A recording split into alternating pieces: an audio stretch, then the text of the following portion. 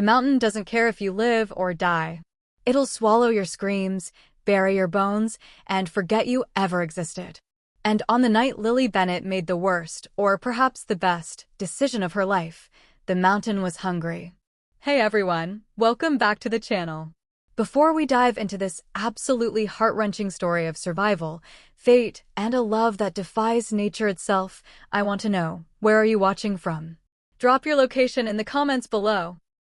And if you're new here, oh, you're in for a wild ride. Hit that subscribe button because stories like this, they don't come around every day. Seriously, you'll want to make sure you never miss what happens next. Now, let's get into it. The wind howled like a living thing, tearing through the pine trees with teeth made of ice. Snow came down in blinding sheets, erasing the trail Lily had been following just 20 minutes ago. Her headlamp barely cut through the white chaos, illuminating nothing but swirling oblivion. Stupid. So incredibly stupid. She'd known better. Everyone in Coldridge knew better. You didn't go hiking up Thor Peak Trail after 3 p.m. in late January. You didn't ignore the weather warnings. You didn't trust the mountain just because you'd grown up in its shadow. But Lily had always been the exception to every rule. Her lungs burned with each breath of frozen air. Her fingers had gone numb inside her gloves 10 minutes ago, and her left boot had started taking on water from a crack she'd been meaning to fix for weeks. The temperature had dropped so fast it felt like the world itself was dying. She should turn back. She knew she should turn back. But something had pulled her forward, a feeling she couldn't name, couldn't explain. Like invisible threads wrapped around her ribs, tugging her deeper into the storm, higher up the mountain. Her grandmother would have called it intuition. Her therapist would have called it self-destructive behavior. Lily called it Tuesday. She stumbled over a snow-hidden root and went down hard on one knee. Pain shot up her leg, sharp enough to make her gasp. For a moment, she stayed there, kneeling in the snow like she was praying to the mountain for mercy. The mountain didn't answer. But something else did. A sound barely audible over the screaming wind reached her ears. Not the creak of ice-laden branches or the crack of freezing bark. Something organic. Pained. A whimper. Lily's head snapped up. Her heart, already racing from exertion and cold, kicked into overdrive. She knew that sound. She'd volunteered at the Wildlife Rehabilitation Center every summer since she was 16. She knew the difference between wind and animal, between nature and suffering. Hello. Her voice came out raw, immediately stolen by the storm. The sound came again. Weaker this time. Desperate. Every logical cell in her brain screamed at her to ignore it. To get off this mountain before she became another cautionary tale parents told their kids. But Lily had never been good at listening to logic. She pushed herself up, ignoring the protest of her knee, and followed the sound. 30 feet off the trail, though trail was a generous word for the barely there path she'd been following, she found him. The wolf. He lay in a shallow depression between two massive boulders, partially sheltered from the worst of the wind. Snow had already begun to bury him, a white shroud claiming him inch by inch. But it was the blood that stopped Lily's heart. Dark crimson stained the snow around his back leg, stark and terrible against the white. His breathing came in shallow pants, each exhale sending small clouds into the frozen air. His fur, usually silver-gray if he was a Thor Peak wolf, which he had to be, looked matted and dark with moisture. Their eyes met. Lily had seen wolves before. Hell, Coldridge existed in an uneasy truce with the pack that lived deeper in the mountains. Everyone knew the rules. Don't go too far into their territory, don't hunt their prey, don't mess with their young. In return, the wolves left the town alone. But she had never seen a wolf look at her like this. His eyes were the color of molten amber, no, not amber. Gold. Pure, liquid gold that seemed to glow even in the darkness of the storm. They held an intelligence that made her breath catch, a depth that felt impossibly human. And in them, she saw something that made her heart crack clean in half. Recognition. As if he'd been waiting for her. As if he knew her. Impossible. Easy, she whispered, dropping slowly to her knees a few feet away. The snow immediately soaked through her thermal pants, but she barely noticed. "Easy boy. I'm not going to hurt you." The wolf's ears flickered, but he didn't move. Couldn't move, she realized. His back leg was twisted at an angle that made her stomach turn. Broken. Badly broken. And that blood. She didn't let herself think about internal injuries. About the cold. About how a wounded wolf was a dangerous wolf, and she was crouching within striking distance of 3-inch fangs. "I'm going to help you, okay?" She kept her voice low and steady, the same tone she'd used with frightened animals at the center. "I know you're scared. I know you're hurt. But I can't just leave you here." The wolf made a sound, not quite a whimper, not quite a growl. His golden eyes never left hers. Lily's mind raced. She was at least 3 miles from her truck, maybe 4 in these conditions. The storm was getting worse by the second. Her phone had died an hour ago. No one knew she was out here. No one was coming. And this wolf god, he was huge. Easily 150 pounds of muscle and fong. Even injured, he could kill her in seconds if he wanted to. She looked into those impossible eyes again and made her choice. "All right, big guy. This is going to suck for both of us." She shrugged off her pack, wincing at the way the movement reminded her just how cold she was. From the bottom, she pulled out her emergency blanket, the thin, metallic kind that looked useless but could save your life. She also grabbed the length of para cord she always carried. The wolf watched every movement with unsettling focus. "I'm going to make a sort of sling," she explained, mostly to calm herself. "To carry you. It's going to hurt when I move you. I'm sorry. I'm so sorry. But if I leave you here, you'll die. And I can't." Her voice cracked. She couldn't explain the feeling in her chest. The certainty that if she left this wolf to die in the snow, something fundamental inside her would break. It wasn't logical. It wasn't smart. It was just true. As if he understood, the wolf lowered his head slightly. Submission. Permission. "Oh God, what am I doing?" Working quickly before she could change her mind, Lily fashioned the emergency blanket into a makeshift stretcher, using the para cord to reinforce the edges.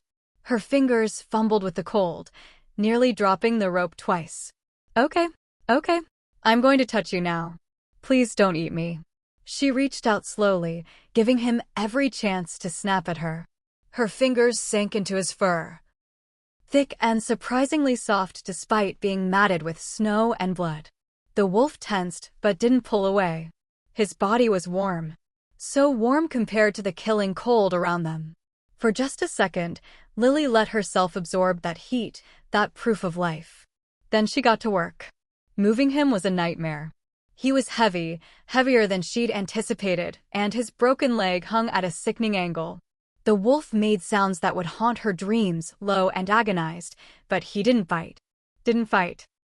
He let her maneuver him onto the makeshift stretcher with a trust that felt sacred. When she finally had him secured, Lily sat back on her heels, breathing hard. Sweat ran down her back despite the cold, already starting to freeze against her skin. "Now comes the really fun part," she muttered. She tied the corners of the sling to her pack's frame, creating a sort of drag stretcher she could pull behind her. It wasn't pretty. It probably wouldn't hold. But it was all she had. The wolf's golden eyes found hers again in the darkness. And maybe it was the cold making her delirious, maybe it was the exhaustion, but Lily could have sworn she saw gratitude in that gaze. More than gratitude. Recognition. Connection. Destiny. "You're losing it, Bennett. If we live through this," she told him, gripping the pack straps and leaning forward to take the weight, "you're getting a much better name than Big Guy. Deal?" The wolf's ear flickered again, the tiniest movement. Lily pulled. The sled moved. And together, a foolish human woman and a dying wolf began their descent into the teeth of a storm that wanted them dead. What Lily didn't know, what she couldn't possibly know, was that the wolf's eyes followed her not with simple gratitude, but with ancient recognition. That the warmth she'd felt in his fur was more than body heat. That the pull she'd felt leading her to this exact spot at this exact moment wasn't intuition or self-destruction. It was fate. And the alpha king of the Thornpeak pack had just met his mate. He just never imagined she would save his life before he could save hers. The mountain didn't care who lived or died. But tonight, something older and more powerful than the mountain itself had chosen. And Lily Bennett, stubborn, reckless, impossibly brave Lily Bennett, had sealed both their destinies with one simple choice. She hadn't walked away. The storm screamed louder. The temperature dropped further. Ice formed on Lily's eyelashes, each blink a small battle. And step by agonizing step, she dragged her future through the snow. So, what do you think happens next? Can Lily make it down the mountain before hypothermia takes them both? And what will she do when she discovers the truth about the wolf she saved? Drop your theories in the comments. I love reading them. And if you haven't subscribed yet, now's the time. Trust me, you won't want to miss what comes next. The world had narrowed to three things: the burn in Lily's legs, the rasp of her breathing, and the weight of the wolf behind her. Everything else, the screaming wind, the ice needles stabbing her face, the darkness pressing in from all sides, became background noise. White noise. The kind of static that filled your head when your body was running purely on adrenaline and spite. One foot, then another. Don't think. Just move. Her internal monologue had degraded to caveman-level simplicity about 20 minutes ago. Complex thought took energy she didn't have.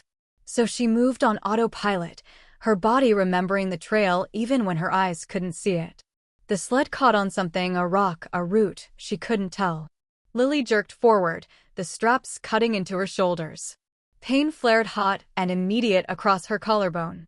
Come on, she growled through gritted teeth, yanking harder. Come on. The sled broke free. She stumbled forward 3 steps before catching her balance. Behind her, the wolf made a sound low and resonant, almost like speech. Like he was trying to tell her something. I know, she panted. I know it hurts. I'm sorry. I'm so sorry. She'd been apologizing to him for the last half hour. To a wolf. Who definitely couldn't understand her. But it made her feel marginally less insane, so she kept doing it. The truth was, Lily had always been better with animals than people. People lied. People left. People looked at you with disappointment in their eyes when you dropped out of veterinary school in your 3rd year because the weight of expectations felt like drowning, because you couldn't be what everyone needed you to be, because sometimes you had to choose yourself even when it looked like giving up. Animals didn't judge.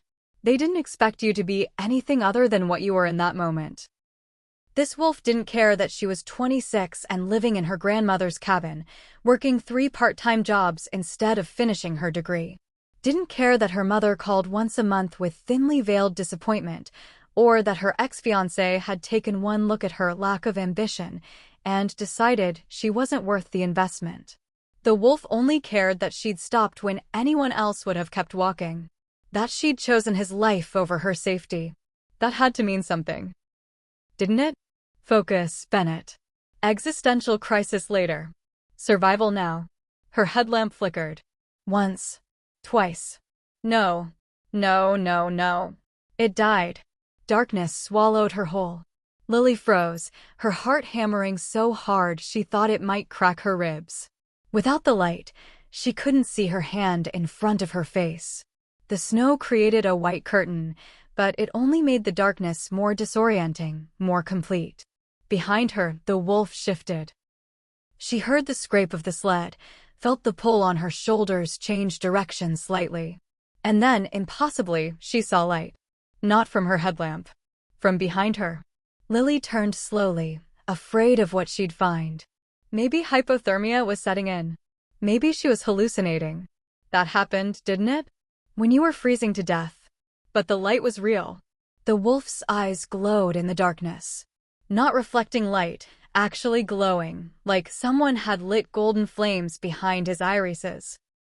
They illuminated the space around him in a soft, amber radiance that shouldn't exist in nature. What? Lily's voice came out broken, raw. What are you? The wolf held her gaze. Even injured, even broken and bleeding, there was something regal in the way he looked at her. Something that made her feel small and significant all at once. For a moment, just a heartbeat, His eyes seemed to pulse brighter. And in that pulse, Lily could have sworn she saw him differently. Taller. Broader. Human. She blinked hard. When her eyes opened, he was just a wolf again. Definitely hypothermia. But the light from his eyes remained, and it was enough to see by. Barely. Just enough to make out the shapes of trees, the suggestion of the trail. Okay, Lily whispered. Okay, thank you. She didn't know if she was thanking him or the universe or some god she'd stopped believing in when she was 12. It didn't matter. She turned back to the trail and kept moving. Time stopped meaning anything. There was only movement. Only the next step, and the next, and the next. Lily's mind drifted in the monotony, floating free from her body like a balloon with a cut string. She thought about her grandmother, gone 2 years now, the cabin left to Lily because that girl needs roots even if she thinks she wants wings. She thought about the summer she'd spent volunteering at the wildlife center, how she'd stayed up 3 nights straight bottle-feeding a orphan fox kit. How her supervisor had told her she had a gift. Animals trust you, Lily. That's rare. That's special. She thought about the day she'd told her parents she was leaving vet school. The silence on the other end of the phone. Her father's careful, measured words, "We just want you to be happy, sweetheart." The subtext that screamed, "But why can't you be happy doing what we expected?" She thought about James, her ex-fiancé, her almost husband, her biggest mistake. How he'd looked at her across the dinner table 3 months before the wedding and said, "You're not who I thought you were." He'd meant it as criticism. But Lily had realized something in that moment. She'd been trying so hard to be who everyone thought she was that she'd forgotten who she actually was. So she'd given back the ring. Moved to Coldridge full-time. Started piecing together a life from the scraps of abandoned expectations. It wasn't glamorous. It wasn't what anyone had envisioned for Lily Bennett, daughter of 2 successful surgeons, granddaughter of the town's beloved doctor. But it was hers. And tonight, that life had led her to save a wolf in a snowstorm. If that's not proof I'm on the right path, she thought deliriously, I don't know what is. Her foot hit ice. She went down hard, landing on her hip with enough force to knock the air from her lungs. The world spun. Her vision widened out. Though whether from snow or pain or sheer exhaustion, she couldn't tell. Get up. Get up. Get up. But her body wouldn't obey. She lay there in the snow, feeling the cold seep through her clothes, into her skin, into her bones. This is how it happens, she thought with strange calm. This is how the mountain wins. Behind her, the wolf made a sound. Not a whimper. A growl low and commanding. Almost angry. Don't you dare give up. That's what it sounded like. That's what her oxygen-deprived, hypothermic brain heard in that growl. Don't you dare. I'm trying, Lily whispered to the snow. To the wolf. To herself. I'm trying so hard. The wolf growled again. Louder. More insistent.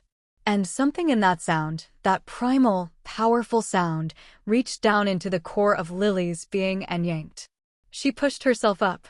Her arms shook. Her vision swam. But she got to her knees, then her feet. Okay, she gasped. Okay, I'm up. I'm moving. She grabbed the straps again. Pulled. 1 step. Another. Another. The wolf's eyes glowed steady behind her, a beacon in the darkness. Don't give up. She didn't. When Lily saw the shape of her truck through the snow, she genuinely thought she was hallucinating. It looked like a snow-covered boulder, barely distinguishable from the landscape. But as she stumbled closer, her numb fingers found metal. Found the door handle. She'd made it. They'd made it. Lily wanted to cry, but her tear ducts had frozen shut. Getting the wolf into the truck's covered bed was another nightmare. Her muscles screamed in protest, threatening to give out with every movement. But somehow, through sheer stubborn refusal to fail now, not when they were this close, she managed to drag him up and in, cushioning him with every blanket and tarp she had. Stay with me, she told him, her hand resting on his side. His breathing was shallow, but steady. His heartbeat against her palm strong, but slowing. Just a little longer. Stay with me. Those golden eyes found hers one more time. And in them, Lily saw something that made her breath catch. A promise. I'll stay. She closed the tailgate and half fell into the driver's seat. Her hands were so numb she could barely grip the keys. It took 3 tries to get them in the ignition. The engine coughed. Sputtered. Please, Lily whispered. Please, please, please. It roared to life. She could have sobbed with relief. The drive down the mountain took 45 minutes that felt like hours. The roads were barely passable, visibility near zero. Lily drove on instinct and prayer, her entire body shaking from cold and adrenaline crush. She didn't take him to the wildlife center. Too many questions. Too much bureaucracy. And something, that same intuition that had led her to him in the first place, told her he needed to stay hidden. Protected. So she drove home. The cabin sat at the edge of Coldridge proper, close enough to town to get mail delivery, but far enough out to have privacy. Her grandmother had built it 50 years ago, when land was cheap and the mountain was less forgiving. It was small, 2 bedrooms, 1 bath, a living area with a stone fireplace, but it was solid. It was safe. Lily pulled around back, as close to the door as she could manage. Getting the wolf inside took every remaining ounce of strength she possessed. By the time she had him laid out on the living room rug in front of the fireplace, already crackling, thank God for automatic timers, she was shaking so violently her teeth clattered together. Fire first. Warmth. Then deal with the wolf. She built up the fire until it roared, the heat almost painful against her frozen skin. Then she turned to her unexpected patient. In the firelight, he looked even more massive. His fur was a silver gray that seemed to shift in the dancing shadows, darker along his spine and lighter at his belly. The blood on his leg looked black in the low light. Lily's veterinary training, 3 years of it, incomplete but not useless, kicked in. Okay, big guy. Let me see what we're working with. She examined him carefully, professionally, trying to ignore the way his eyes tracked her every movement. Trying to ignore how those eyes seemed far too aware, too knowing. The leg was definitely broken, a clean break below the knee, which was lucky. Painful, but fixable. The blood came from a deep laceration along his haunch, probably from a fall. It looked worse than it was. But what concerned her most was his temperature. He felt warm, but not warm enough. Shock, maybe. Or the beginning stages of hypothermia.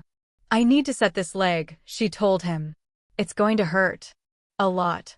I don't have anything to sedate you with, so if you need to bite something. She glanced around and grabbed a thick couch cushion. Use this, not me. Deal? The wolf's gaze held hers for a long moment. Then, slowly, he lowered his head to rest on the cushion. Permission. Lily's hands shook as she worked, not from cold anymore, but from the weight of what she was doing. Setting a wolf's broken leg in her living room at 2 in the morning after nearly dying on a mountain. Just another Tuesday. The wolf endured the procedure with stoic silence. His jaw clenched on the cushion, and his breathing came faster, harder, but he didn't snap at her. Didn't struggle.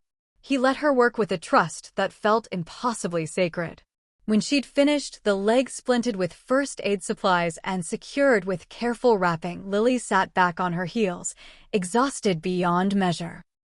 You're being way too cooperative for a wild wolf, she murmured. You know that, right? This is weird. This is very, very weird. The wolf huffed, a sound almost like agreement. Lily laughed. It came out slightly unhinged. I'm talking to a wolf. I'm sitting in my grandmother's cabin, talking to a wolf I dragged off a mountain in a blizzard. My therapist is going to have a field day with this. She cleaned and bandaged the laceration, her movements automatic now, muscle memory taking over. When she was done, she covered him with blankets, every spare one she had. Sleep, she told him. Heal. In the morning, we'll figure out what to do with you. But even as she said it, Lily knew she wasn't taking him to the wildlife center. Wasn't calling anyone. Something had happened on that mountain tonight. Something she didn't understand, couldn't explain. But she knew, with the same certainty that had made her stop in the first place, that this wolf was meant to be here. With her. For now, at least. She made herself get up, forced her protesting body to move. She needed to get out of her wet clothes before hypothermia actually killed her. Needed food, water, warmth. But before she left the room, she looked back at the wolf one more time. He was already watching her, those impossible golden eyes glowing softly in the firelight. "What are you?" Lily whispered. The wolf didn't answer. Couldn't answer. But in the depths of those ancient eyes, she saw a truth that would change everything. He knew exactly who she was. What she was to him. And when he could speak again, when he could shift back to the form he'd been born to, he would tell her. He would tell her that she'd just saved the life of Ethan Thornpeak, Alpha King of the Thornpeak Pack. And that in doing so, she'd bound herself to him in ways that neither of them could undo. The mountain didn't believe in coincidence. And neither did fate. So now Lily has an injured wolf in her cabin and no idea what she's gotten herself into. What do you think happens when he heals? When she discovers what he really is? Let me know your thoughts below. And hey, if you're loving this story so far, smash that subscribe button. This is only the beginning. Lily woke to the sound of breathing that wasn't her own. For a disorienting moment, she couldn't remember where she was. Her body ached in places she didn't know could ache. Her shoulders felt like someone had driven railroad spikes through them. Her hands were wrapped in bandages. When had she done that? And her face felt raw, windburned. Then memory crashed back. The storm. The wolf.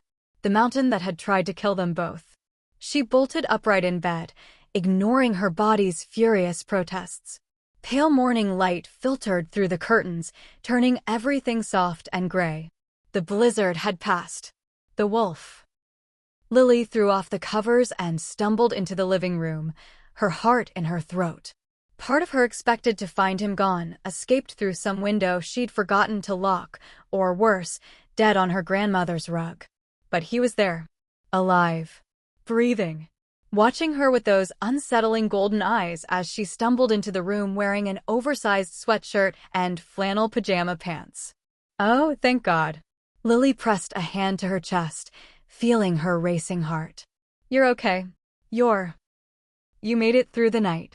The wolf's ears perked forward. In the morning light, she could see him more clearly. He was absolutely massive, bigger than any wolf she'd seen in photographs or documentaries.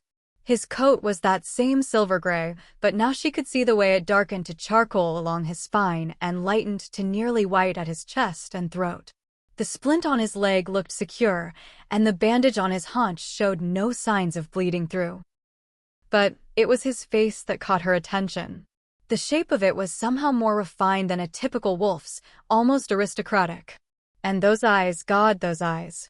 They held an intelligence that made her skin prickle with awareness. You're not a normal wolf, Lily said slowly. Are you? The wolf tilted his head, and she could have sworn she saw amusement flicker in his gaze. Right. Because normal wolves regularly survive what we went through last night. She moved closer, slowly, giving him every chance to warn her off. Can I check your injuries? Make sure nothing got worse overnight. He lowered his head slightly, permission again, that same gesture that felt too deliberate to be animal instinct. Lily knelt beside him, her hands gentle as she examined the splint and bandages. Everything looked good. Better than good, actually. The swelling in his leg had already gone down significantly, and when she carefully peeled back the bandage on his haunch, the laceration looked healed. Not completely, there was still a wound, but it had closed far more than it should have in just 6 hours. That's not possible, she murmured. That should have taken days to close up like this. What are you? The wolf made a sound, not quite a whine, not quite a growl. Almost frustrated, like he wanted to answer but couldn't. Lily sat back on her heels, studying him. Years of animal handling had taught her to read body language, to sense danger before it manifested. And this wolf, despite his size, despite his injury, despite the impossibility of the situation, didn't feel dangerous. He felt safe. He felt right. Okay. She stood, her knees popping in protest. I need coffee before I have an existential crisis about mysterious wolves in my living room. And you probably need water. Maybe food? Do you eat regular food, or do I need to go hunt a rabbit or something? The wolf huffed, definitely amusement this time. I'm taking that as regular food is fine. Lily headed to the kitchen, acutely aware of his eyes following her every movement. You're very judgy for someone who needed rescuing last night, you know that? She filled a large bowl with water and brought it to him, setting it within easy reach. He lapped at it gratefully, and Lily tried not to think about how weird it was to be domesticating a wild wolf in her living room. Her phone buzzed from where she'd plugged it in to charge. 7 missed calls. 12 text messages. Crap. She'd forgotten about the outside world entirely. About the fact that people would notice her truck missing from its usual spot. That someone might worry. The messages were from 3 people: her friend Maya, who ran the wildlife center, her boss at the diner where she waitressed weekends, and an unknown number. Maya's messages were progressively more concerned. Girl, where are you? The storm was insane last night. Tell me you weren't out in it. Lily, answer your phone. I'm this close to calling Sheriff Torres. Check in now. Her boss just wanted to know if she could cover a shift tomorrow. But it was the unknown number that made her blood run cold. Stay away from the Thornpeak territory. The pack is hunting for their alpha. They're not in a forgiving mood. If you find anything unusual, don't get involved. Call this number immediately. There was a second message sent an hour ago. Wolves were spotted near your cabin last night. Are you safe? Lily's hand tightened on the phone. She looked at the wolf, who had gone completely still, his body tense with sudden alertness. Thornpeak, she said slowly. Do you know that name? His ears flattened against his skull. His lips pulled back slightly, revealing teeth that seemed far too large. I'll take that as a yes. Lily's mind raced. The Thornpeak pack, they were the ones who lived deep in the mountains, the ones Coldridge had the uneasy truce with. She'd never seen them, never had reason to interact with them, but everyone in town knew the rules. Don't mess with the wolves, and they don't mess with you. But if they were hunting for their alpha... Oh no. Lily looked at the wolf with dawning horror. Oh no. You're not. You can't be. A knock at the door made them both jump. Lily? Lily, you in there? Maya's voice. Concerned, insistent. The wolf tried to stand, his body tensing with obvious intent to hide or flee. But his leg gave out, and he collapsed back down with a pained whine that cut straight through Lily's chest. Stay down, she hissed. Don't move. Don't make a sound. She grabbed one of her grandmother's old quilts from the couch and threw it over him. A ridiculous attempt at concealment, but it was all she had. Then she moved to the door, her heart hammering. Just a second.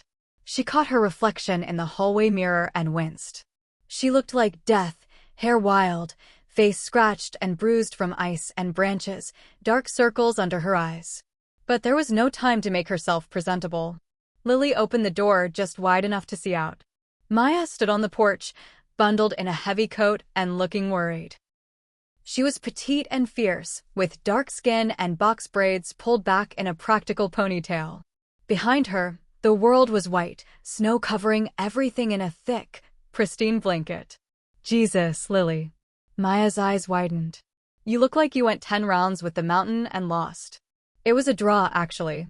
Lily forced a smile. I'm fine. Just got caught in the storm on a hike. Made it back late. A hike? In that weather? Are you insane? Yes, Lily thought. Completely. Probably, she said instead. But I'm okay. Really. Just exhausted. Maya's eyes narrowed and Lily recognized that look. Maya had been her best friend since freshman year of high school. She knew when Lily was lying. Can I come in? It wasn't really a question. Actually, I'm not feeling great. Might be coming down with something.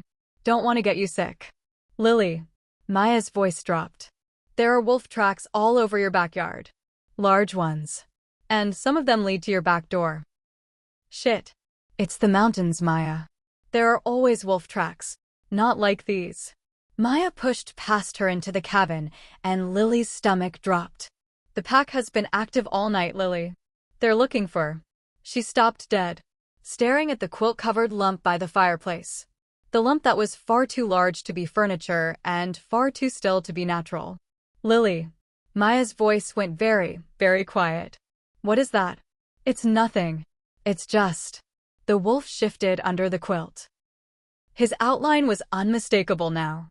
Maya turned to her, and for the first time in 15 years of friendship, Lily saw fear in her eyes. Tell me you didn't. I couldn't leave him. The words tumbled out. He was injured. Dying. I couldn't just. Him. Maya's voice rose. You're gendering it? Lily, that's a wolf. A Thorpeak wolf, from the size of it. Do you have any idea what you've done? I saved a life. You took something that doesn't belong to you. Maya grabbed her shoulders. The pack doesn't forgive this. They don't forget. If they find out you have one of theirs. A growl cut her off. Low and resonant, it filled the room with sound and power. The quilt shifted, fell away. The wolf stood shakily, favoring his injured leg, but standing. And even hurt, even diminished by injury, he was magnificent. Terrifying. His golden eyes fixed on Maya with unmistakable intent. Back. Away. From. Her. Maya went pale. She stumbled backward, her hand fumbling for the door. That's not. She shook her head, disbelief warring with recognition on her face. That can't be. Lily, that's not just any wolf. Look at him. Really look. Lily did. And for the first time, she let herself see what her subconscious had been screaming since she'd first found him. The way he held himself despite the injury, the intelligence in his eyes, the sheer presence he commanded. This wasn't just a wolf. This was a leader. Oh God. The words came out on a breath. He's the alpha. Isn't he? Maya's laugh was high and slightly hysterical. Not just an alpha, Lily. If I'm right, and I really, really hope I'm not, that's Ethan Thorpeak. The Alpha King. The wolf, Ethan, lowered his head slightly. Acknowledgement. The Alpha King. Lily's legs felt weak. The one the entire pack is searching for. The one, Maya said, her voice shaking, who is basically wolf royalty. The one whose disappearance could start a war between the pack and the town. The one you just. She gestured wildly at the splint, the bandages. The one you just saved and brought home like a stray puppy. Ethan made a sound that might have been offense at being called a puppy. Under different circumstances, Lily might have laughed. But her world was tilting sideways, reality rearranging itself around this new, impossible information. What do I do? She looked at Maya, desperate. If I let him go now, he'll die. That leg needs weeks to heal, and whatever happened to him out there. Someone or something did this deliberately. If I send him back injured, he could be attacked again. And if you keep him, Maya said slowly, every wolf in that pack will eventually track him here. And when they find out a human has been keeping their alpha king like a pet, she trailed off, but the implication hung heavy in the air. Ethan growled again, softer this time, but firm. His eyes found Lily's, and in them she saw something that made her breath catch. Trust me. I'll protect you. How she knew that's what he was saying, she couldn't explain. But she knew it as surely as she knew her own name. I'm not giving him up. The words came out stronger than Lily felt. I'm not sending him out there to die or be killed. He stays until he's healed. Lily. No, she moved to stand between Maya and Ethan, a laughable attempt at protection given their size difference, but the gesture felt important. He saved my life too, Maya. He kept me going when I wanted to give up on that mountain. I owe him. That was true. But it wasn't the whole truth. The whole truth was more complicated, more terrifying. She didn't want to let him go. The thought of him leaving, of never seeing those golden eyes again, made something in her chest crack. Maya stared at her for a long moment. Then, incredibly, she laughed short and sharp. You're insane. You know that, right? Completely, utterly insane. Yeah. Lily managed a weak smile. I've been told.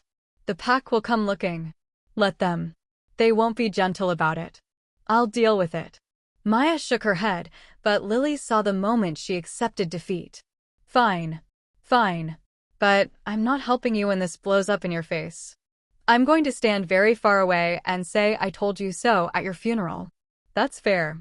And you, Maya pointed at Ethan. You better be worth it. You better protect her when your pack shows up baying for blood.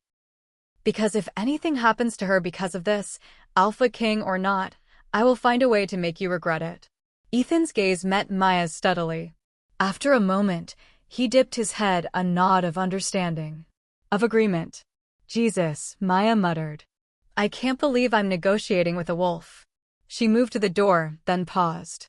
How long before he can shift back, do you think? Shift back? Lily's voice rose. What do you mean shift back? Maya blinked. You don't know? Lily, the Thorpeak wolves aren't just wolves. They're shifters. Werewolves. That's the whole reason for the truce. They're people too, just with more teeth. The room spun. Lily grabbed the back of the couch for support. Werewolves. The word felt ridiculous in her mouth. Werewolves are real. Oh, honey. Maya's expression softened. You really didn't know? I thought everyone knew. It's not exactly a secret. I've been living in my own world. Lily's voice came out higher than intended.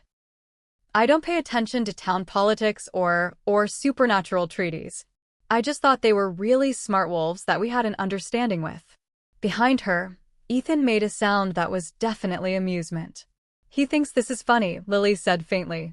The werewolf alpha king in my living room thinks my ignorance is funny. To be fair, Maya said, it's a little funny. Not helping. Maya held up her hands. Look, here's what I know. The Thorpeak pack are shifters. They can change between human and wolf form. Usually. But if he's injured badly enough, he might be stuck in wolf form until he heals. The shift takes energy, and if his body is prioritizing survival, she shrugged. He might not be able to shift back for days. Maybe longer. Lily looked at Ethan, at this impossible creature who was both more and less than she'd thought. Is that true? Are you stuck? He held her gaze for a long moment. Then, slowly, he nodded. How long? He tilted his head, considering. Then held up his good paw, extending his claws. 3 days. Lily guessed. He nodded again. Okay. She took a shaky breath. Okay. 3 days. We can do 3 days. Lily, in 3 days, the pack will have torn this town apart looking for him. Then we keep him hidden for 3 days. Lily crossed her arms, her chin lifting in defiance. I've gotten pretty good at keeping secrets lately. What's one more? Maya looked between them. This foolish human woman and the alpha king she'd saved, and shook her head. This is going to end in disaster. Probably, Lily agreed. But you're doing it anyway. Absolutely. Because you're stubborn and reckless and have a death wish. That, Lily said, and because it's the right thing to do. Maya sighed deeply. I need to stop being friends with people who have hero complexes. But she moved toward the door without calling anyone, without exposing Ethan's location. I'll do what I can to keep the pack away from this area. But Lily? Be careful. Werewolf politics are complicated, and you just walked into the middle of something you don't understand. Story of my life, Lily muttered. When Maya was gone, Lily locked the door and turned to face Ethan. He was watching her with those devastating golden eyes, and now, knowing what he was, who he was, she felt the weight of his gaze even more. So, she said, you're a werewolf. An alpha king. And I saved your life. He nodded. And now your pack is looking for you, probably thinking you were murdered or kidnapped or worse. Another nod. And in 3 days, you'll be able to shift back to human form and explain all this. He nodded a third time, but something flickered in his eyes. Uncertainty? Concern? What? Lily moved closer. What aren't you telling me? Ethan looked away, the first time he'd broken eye contact since she'd found him. And in that avoidance, Lily read a truth he couldn't speak yet. When he could shift back, when he could stand before her as a man instead of a wolf, everything would change. The dynamic between them. The debt she thought she'd earned. The simple clarity of saving an injured animal. All of it would become infinitely more complicated. Because he was the Alpha King. And she was just Lily Bennett, a human woman who dropped out of vet school and worked 3 part-time jobs and lived in her dead grandmother's cabin. Whatever was growing between them, this strange connection, this inexplicable pull, would have to face the reality of what they were to each other. And reality, Lily had learned, was rarely as kind as fantasy. 3 days, she said softly. We'll figure it out in 3 days. Ethan's eyes found hers again, and in them she saw gratitude, relief, and something else. Something that made her heart race and her skin prickle with awareness. Recognition. Like he'd been waiting his whole life to find her. Like she was the answer to a question he'd been asking for centuries. Outside, the snow continued to fall, covering tracks, hiding secrets. And in Lily's cabin, the Alpha King of the Thorn Peak Pack laid his head down near the feet of the woman who'd saved him. The woman who, though neither of them knew it yet, was destined to be his mate. His queen. The woman who would change everything. 3 days, Lily had said. 3 days until their lives would never be the same again. The mountain had brought them together. Now they just had to survive what came next. Okay, so werewolves are real and Lily just saved the Alpha King without knowing what she was getting into. What do you think happens when he can finally shift back? What will he say? And more importantly, can they really keep him hidden for 3 days? Drop your predictions below. And if you're not subscribed yet, what are you waiting for? This story is about to get wild. Day 1 started with Lily realizing she had absolutely no idea how to take care of a werewolf. She stood in her kitchen at 6 a.m., staring at the contents of her refrigerator like it might offer answers. Eggs, cheese, some questionable leftover pasta, a bag of baby spinach that was 1 day away from becoming compost. This is fine, she muttered. Wolves eat meat. Werewolves probably eat meat. I have turkey slices. Behind her, she heard a huff that sounded distinctly judgmental. Lily turned to find Ethan watching her from his position by the fireplace. Even lying down, even injured, he commanded the space. His golden eyes tracked her movements with unnerving focus. Don't judge me, she said. I wasn't exactly prepared for houseguests. Especially not 6-foot-tall wolves who are secretly royalty. He tilted his head, and she could read the amusement there as clearly as if he'd spoken. 6 feet? I'm at least 7. Oh, excuse me, Your Majesty. Lily grabbed the turkey and some eggs. Let me prepare a feast worthy of your status. She cooked scrambled eggs and turkey, a protein-heavy breakfast that seemed appropriate for someone whose body was trying to heal major trauma. As she worked, she felt his eyes on her, following every movement. It should have been uncomfortable. Creepy, even. Instead, it felt protective. Like he was watching over her rather than watching her. You know, Lily said as she plated the food, this would be a lot easier if you could talk. Just saying. Ethan made a low sound, almost a rumble. Frustrated, she thought. He wanted to speak too. She brought the plate to him, setting it within easy reach. I didn't add salt or seasoning. Wasn't sure if that would be bad for you in wolf form. Am I being ridiculous? Are you going to laugh at me when you can talk again? His eyes met hers, warm and steady. Then, carefully, he leaned forward and ate from the plate, a gesture of trust that made Lily's chest feel tight. Good, she asked softly. He nodded, and something about that simple exchange, the domesticity of it, the ease, felt more intimate than it should have. Lily settled on the floor beside him, coffee mug wrapped in her bandaged hands. Outside, the world was still buried in snow. Beautiful and deadly. Maya's right, you know, she said quietly. This is insane. I should have taken you to the wildlife center. Should have called, whoever you're supposed to call when you find injured werewolf royalty. Ethan shifted closer, his body warm against her side. But I can't. The words came out barely above a whisper. I can't explain it, but every time I think about letting you go, about calling someone else, it feels wrong. It feels like, she trailed off, unsure how to finish that sentence. Like losing something precious before you even knew you had it. Ethan made a sound soft and understanding. His head lowered to rest against her knee, the weight of it grounding and somehow right. They sat like that for a long time, watching the fire. And Lily tried not to think about what would happen in 3 days when he could stand on 2 legs and speak with a human voice. Tried not to think about how her heart would break when he left. By noon, Lily's phone had exploded with messages. The unknown number, which she now suspected belonged to someone from the Thor Peak Pack, had sent 3 more texts. Alpha King is still missing. Pack is expanding search radius. Have you seen anything unusual? Any signs of wolves in your area? This is urgent. If you have information, lives may depend on it. The last message made her stomach twist with guilt. They were worried, desperate, and she was hiding the very person they were searching for. But when she looked at Ethan, at the way he tensed whenever her phone buzzed, at the wariness in his eyes, she knew there was more to this story. He wasn't just injured. He was hiding. From what? From whom? Why were you out there? Lily asked, not really expecting an answer. On that mountain, in that storm. What were you running from? Ethan's ears flattened against his skull. His lips pulled back slightly, revealing teeth, not a threat to her, she understood, but a reaction to the memory. Someone hurt you. It wasn't a question. Someone from your own pack? He held her gaze for a long moment. Then, reluctantly, he nodded. Ice flooded Lily's veins. A betrayal.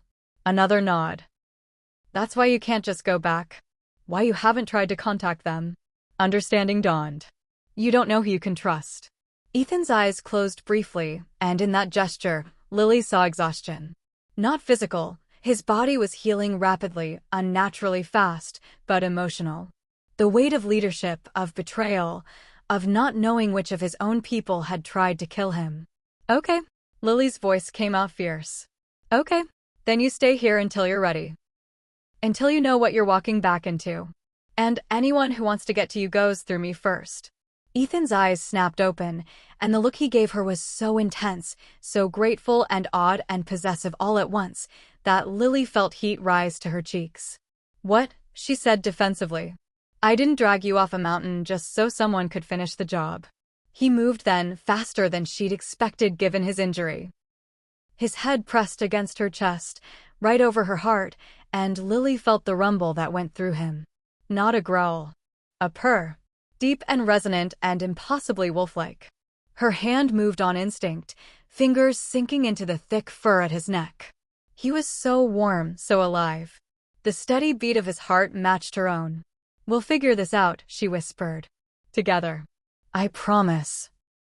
And in that moment, with a werewolf alpha king's head pressed to her heart, Lily made a promise she didn't fully understand.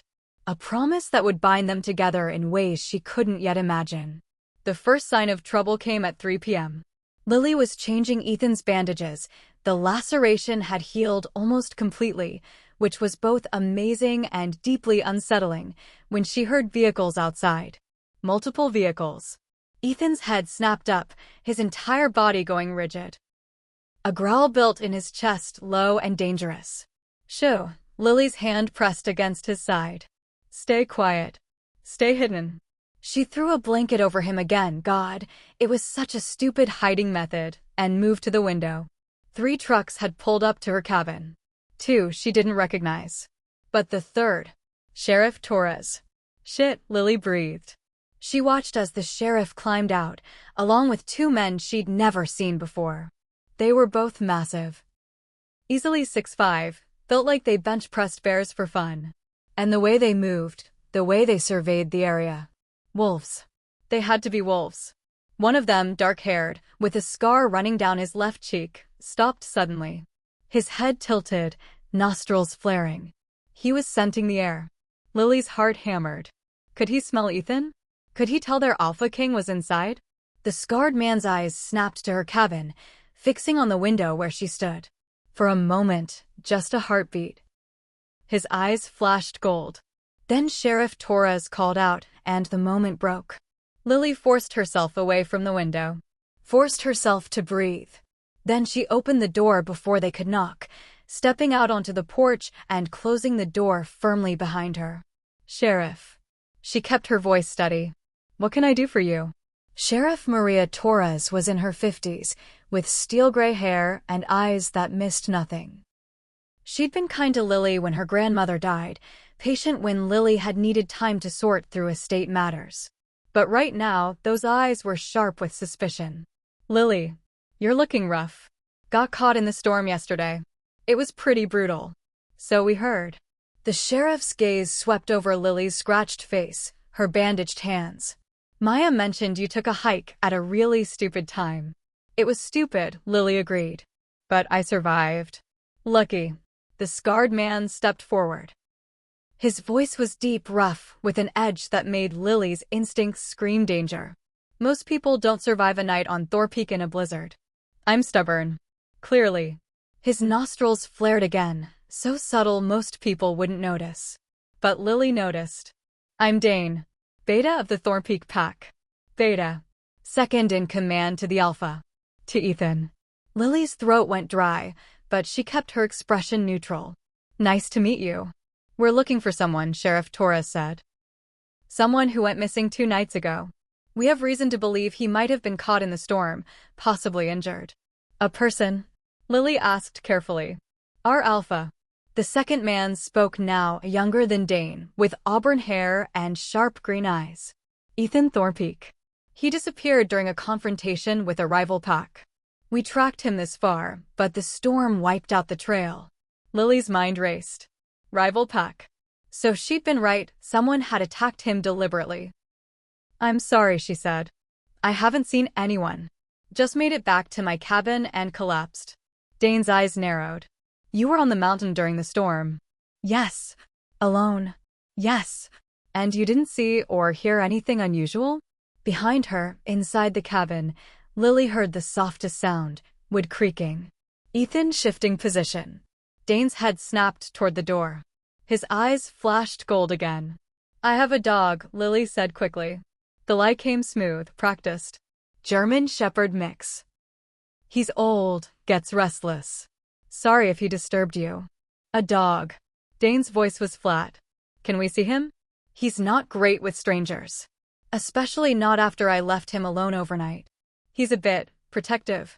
That part, at least, wasn't a lie. The sheriff and Dane exchanged a look. Lily couldn't read it, but it made her stomach clench with anxiety. Lily, Sheriff Torres said slowly, if you know something, if you've seen something, you need to tell us. The pack is on edge. Ethan Thorpeak isn't just an alpha. He's a stabilizing force.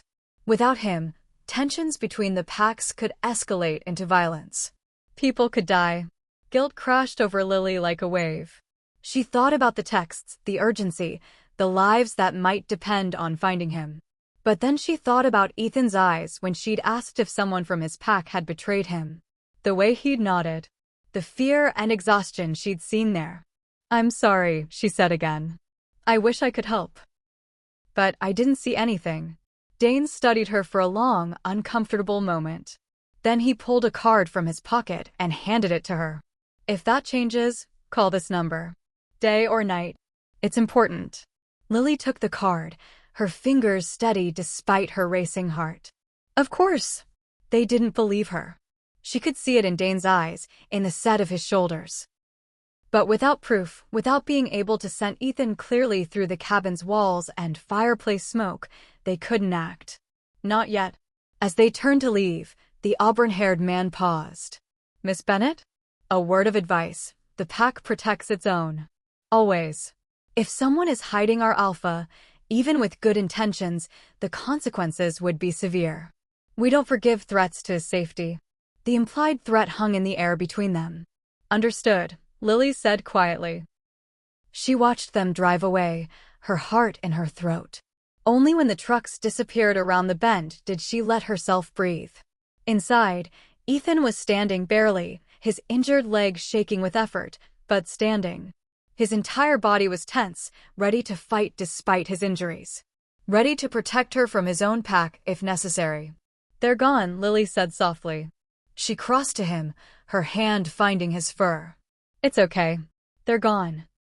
He leaned into her touch, but his eyes remained fixed on the door. Wary. Worried. That was Dane, Lily said. You're Beta. He seemed intense. Ethan huffed, a sound that clearly meant you have no idea. Is he loyal to you? The question felt vital. Can you trust him? Ethan was still for a long moment. Then, slowly, he nodded. But there was uncertainty in the gesture. You're not sure, Lily realized. The attack made you question everyone. He looked at her, and the vulnerability in those golden eyes made her chest ache. Hey! She knelt beside him, both hands in his fur now. We'll figure out who did this. But right now you're safe. I've got you. Who's protecting whom? She wondered. Because the truth was, she felt safer with him here than she had in months. Maybe years. Even injured, even in wolf form, Ethan Thornpeak made her feel protected, cherished, chosen. And that terrified her more than any threat from his pack ever could. Night fell, and with it came the dreams. Lily had dozed off on the couch, exhausted from the stress of the day. When sleep claimed her, it dragged her down into visions that felt more like memories. She saw herself running through the forest, but it wasn't her body. She was faster, stronger, seeing in colors humans couldn't perceive. The scent of pine and earth and prey filled her nose. She was hunting. No, being hunted. Shadows moved between the trees. Wolves, but wrong somehow. Their eyes glowed red instead of gold, and their growls held malice. Betrayal. Pain exploded in her leg, his leg. She was seeing through Ethan's eyes, feeling what he'd felt. The bones snapping, the world spinning as he tumbled down an embankment. The cold, the snow, the certainty of death. And then, warmth. Light. A voice cutting through the darkness. Easy boy. I'm not going to hurt you. Her voice. Lily's voice. The dream shifted. She saw herself through Ethan's eyes, wind-torn and exhausted, but determined. Fierce. Beautiful in the way warriors are beautiful, all strength and stubborn refusal to quit. She felt what he felt. Recognition. Shock. Gratitude.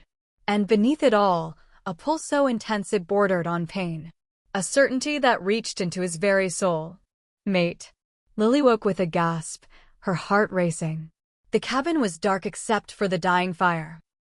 And beside the couch, Ethan watched her with those knowing golden eyes. He'd felt it too, she realized. This connection. This impossible pull. What's happening to us? Lily whispered. Ethan moved closer, his head resting on the couch cushion beside her. His eyes held hers in the firelight, and in them she saw the answer. Something neither of them could fight. Something that had started the moment she'd chosen to save him. Something that would change everything. 2 more days, Lily breathed. 2 more days, and you can tell me what this means. But part of her already knew. Part of her had known from the moment their eyes first met on that frozen mountain. They were bound now. Connected in ways that went deeper than logic, stronger than fear. The mountain hadn't just brought them together. It had fated them to each other. And in 2 days, when Ethan could stand before her as a man, when he could speak the truth she already felt in her bones, nothing would ever be the same. Outside, snow began to fall again. Soft and gentle this time, like the mountain was tucking them in. Inside, a woman and a wolf lay in comfortable silence, 2 hearts beating in sync. Tomorrow would bring new challenges, new threats. But tonight, they had this: safety, warmth, each other. And for now, that was enough. The pack is getting closer, and Lily's having dreams that feel way too real. The connection between her and Ethan is intensifying, but they still have 2 days before he can shift back. What do you think is going to happen when they come face to face as equals? And more importantly, who betrayed Ethan? Drop your theories. Don't forget to subscribe if you haven't already. You're not going to want to miss what happens next. Day 2 began with blood. Lily woke to the sound of snarling. Vicious and territorial, coming from outside her cabin. She bolted upright, heart hammering, and found Ethan already at the window, his body tense as a coiled spring. "What is it?" she whispered, moving to his side. Through the pre-dawn darkness, she could make out shapes moving in the tree line. Wolves. At least 4 of them, circling the cabin like sharks scenting blood in the water. But these wolves were different from Ethan. Smaller, yes, but it was more than that. Their movements were erratic, aggressive. And their eyes, even from this distance, Lily could see their eyes glowed a sickly red. "Those are the ones who attacked you," she breathed. "Aren't they?" Ethan's growl was answer enough. One of the wolves, the largest, with a mottled gray coat, stepped forward from the pack. It threw back its head and howled, the sound piercing and wrong. Not a call. A challenge. Ethan's entire body vibrated with the need to respond, to defend. But his injured leg wouldn't support a fight. They both knew it. "Stay back from the windows," Lily ordered, her voice steadier than she felt. She grabbed her phone, fingers shaking as she pulled up Dane's number from the card he'd given her. The call connected on the first ring. "This is Dane. It's Lily Bennett. There are wolves outside my cabin. Hostile ones. There." A window shattered. Glass exploded inward as a red-eyed wolf crashed through, landing in a spray of broken shards and morning light. Lily screamed. Ethan lunged forward despite his injury, placing himself between her and the intruder. His snarl was absolutely feral, a sound that spoke of ancient power and royal fury. The red-eyed wolf hesitated, just for a second. Recognition flickered across its face. Then it lunged. What happened next occurred in heartbeats. Ethan met the attack head-on, using his weight and momentum to compensate for his injured leg. They collided in a mass of fur and fangs, rolling across the floor. Furniture scattered. The coffee table splintered under their combined weight. Lily grabbed the fireplace poker, her hands slick with sweat. "Ethan." The red-eyed wolf had gotten its jaws around Ethan's throat, not deep, not yet, but the threat was clear. Ethan's injured leg gave out, and for a terrible moment, Lily saw how this would end. She didn't think. Didn't hesitate. Lily swung the poker with everything she had, connecting with the red-eyed wolf's skull. The crack of metal against bone echoed through the cabin. The wolf yelped, releasing Ethan and rounding on her instead. Time slowed. Lily saw the wolf's muscles bunch, saw the madness in its red eyes, knew with crystal clarity that she'd just made a fatal mistake. The wolf leaped. And Ethan, broken leg and all, intercepted it midair. They crashed into the wall hard enough to crack the plaster. But this time, Ethan had the advantage. His jaws closed around the other wolf's neck, and he didn't let go. Didn't relent. The red-eyed wolf thrashed, then went still. Not dead, Lily could see its chest moving, but unconscious. Outside, the remaining wolves scattered. Lily heard them fleeing into the forest, their retreat marked by snapping branches and fading howls. Then the cabin door burst open. Dane stood in the doorway, flanked by 4 other wolves, these ones with normal golden eyes. They took in the scene, the shattered window, the destroyed furniture, the unconscious wolf on the floor. And Ethan, standing over it all, blood dripping from his jaws. "Alpha." Dane's voice was choked with relief and fury and disbelief all at once. The wolves with him immediately lowered their heads, showing submission. Showing respect. To Lily's shock, Dane shifted. One moment, he was a massive wolf. The next, he was a man 6'5" of pure muscle, completely naked and completely unconcerned about it. Scars crisscrossed his chest and arms, telling stories of battles fought and survived. "Alpha," he said again, his voice rough. "We've been searching." His eyes landed on Ethan's splinted leg, the bandages. Understanding flickered across his face. Then his gaze snapped to Lily. You've had him this whole time." It wasn't a question. It was an accusation. Lily lifted her chin, refusing to be intimidated despite the very naked, very large werewolf glaring at her. "He was dying. I saved his life. By keeping him from his pack?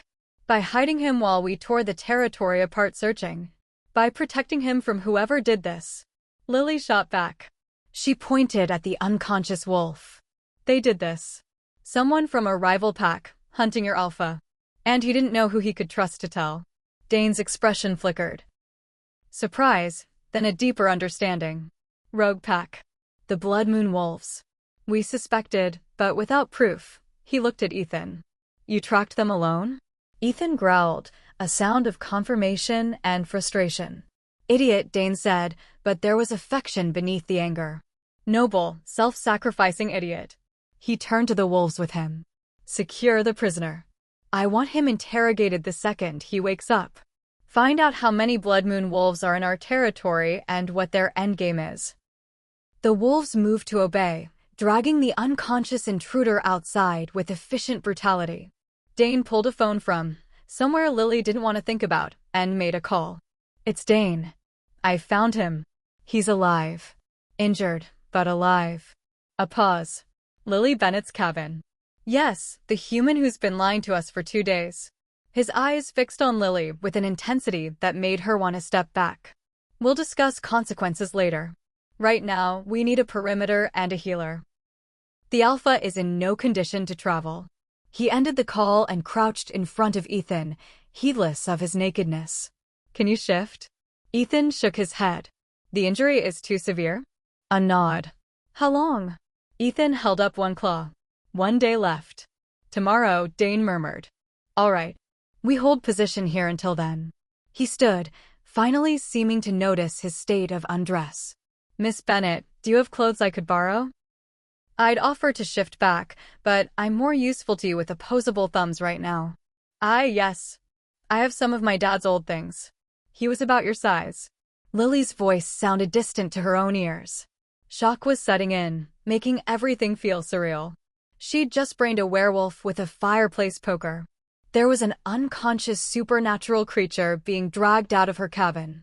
And now she had a naked beta standing in her living room asking for pants. Just another Wednesday, she thought hysterically. While Dane dressed in her father's old jeans and flannel shirt, both slightly too small, straining across his shoulders, more wolves arrived. 6 of them, all in wolf form, taking up positions around the cabin. Creating a perimeter. Protecting their alpha. Protecting her, Lily realized. Because she was with Ethan, and that made her pack by association. We need to talk, Dane said once he was dressed.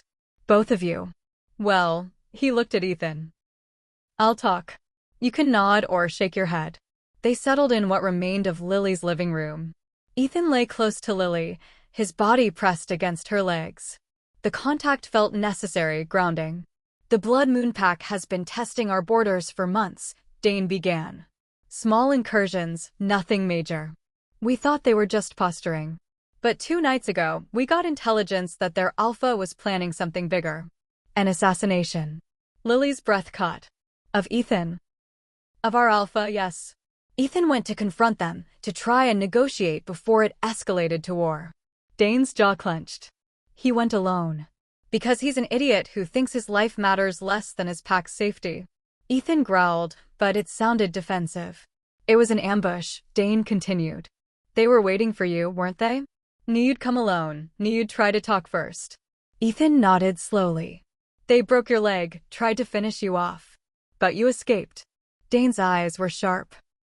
And somehow made it almost 4 miles through a blizzard before collapsing.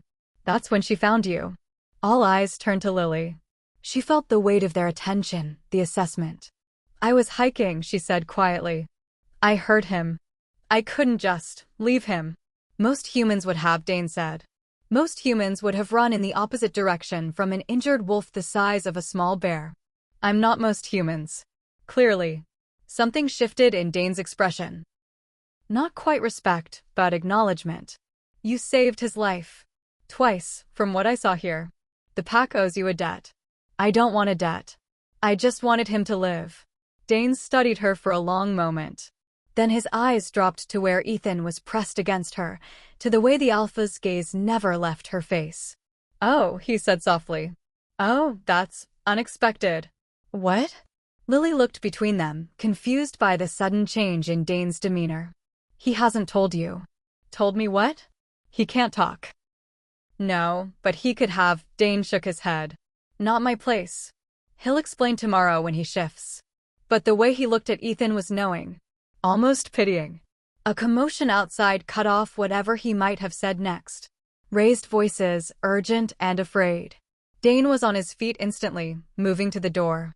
What is it? One of the perimeter wolves, now shifted to human form and hastily dressed, appeared in the doorway. Beta, we have a problem. The Blood Moon Alpha is here. He's asking to parley. Parley. Dane's laugh was sharp and humorless. He attacks our alpha and now wants to talk? He has 50 wolves with him, Dane. We have 8. If this turns into a fight, it won't. Ethan was standing now, his body tense but steady. His eyes met Dane's, and something passed between them. A silent conversation. You can't, Dane said flatly.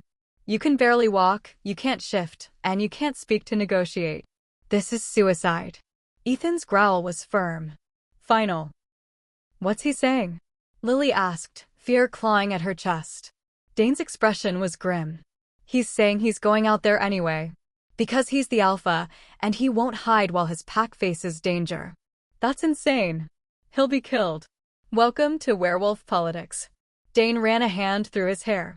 Alpha, please. Let me handle this. You know how this looks, you appearing injured and weak. It invites challenge. It invites more attacks. But Ethan was already moving toward the door, limping but determined. Lily didn't think. She grabbed his fur, holding him back. No, you're not going out there. I didn't drag you off a mountain just so you could throw your life away on some testosterone-fueled dominance display. Ethan turned to her, and the look in his eyes stopped her cold. It was gentle but firm. Apologetic but resolved. I have to. This is what it means to be alpha. Then I'm coming with you, Lily heard herself say. Absolutely not, Dane snapped. This is pack business.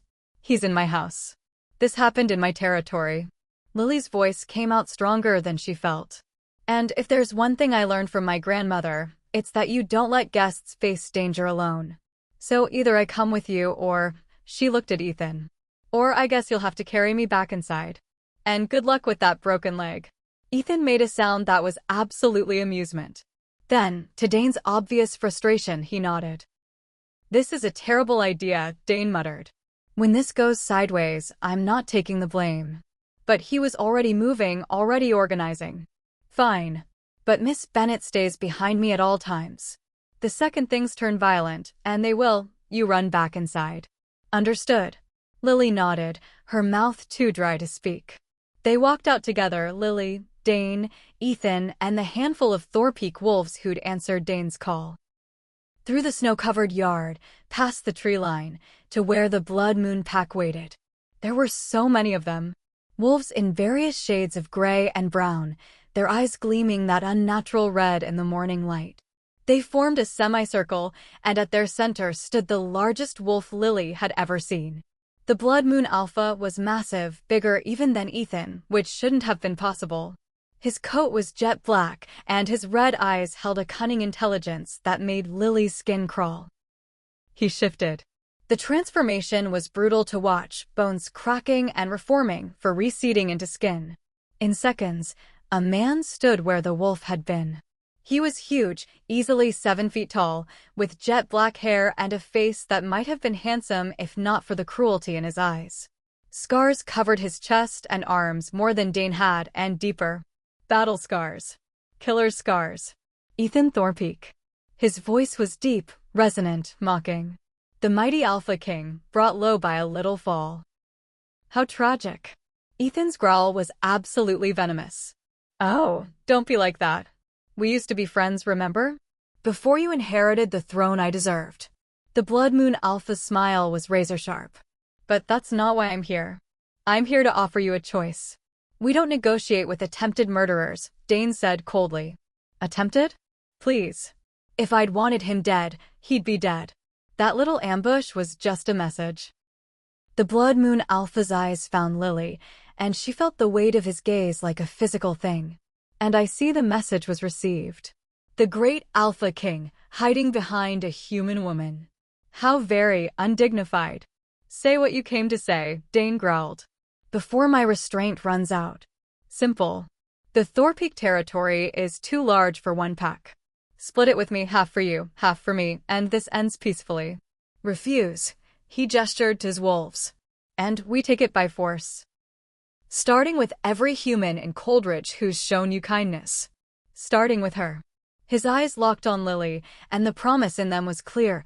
Pain, suffering, death.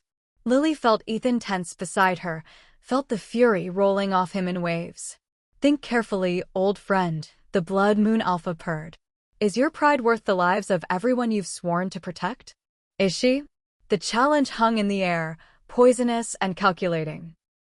And Lily realized with dawning horror what this was really about, forcing Ethan to choose between his duty to his pack and, what?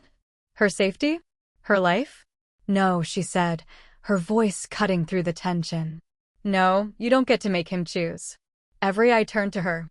Dane made a sound of protest, but Lily stepped forward, putting herself between Ethan and the Blood Moon Alpha. You want territory? You want power? Her heart hammered, but her voice stayed steady. Then challenge him properly. Openly. When he can actually fight back. This, she gestured at Ethan's injury. This is cowardice hiding behind threats. The Blood Moon Alpha's expression darkened. Careful, human.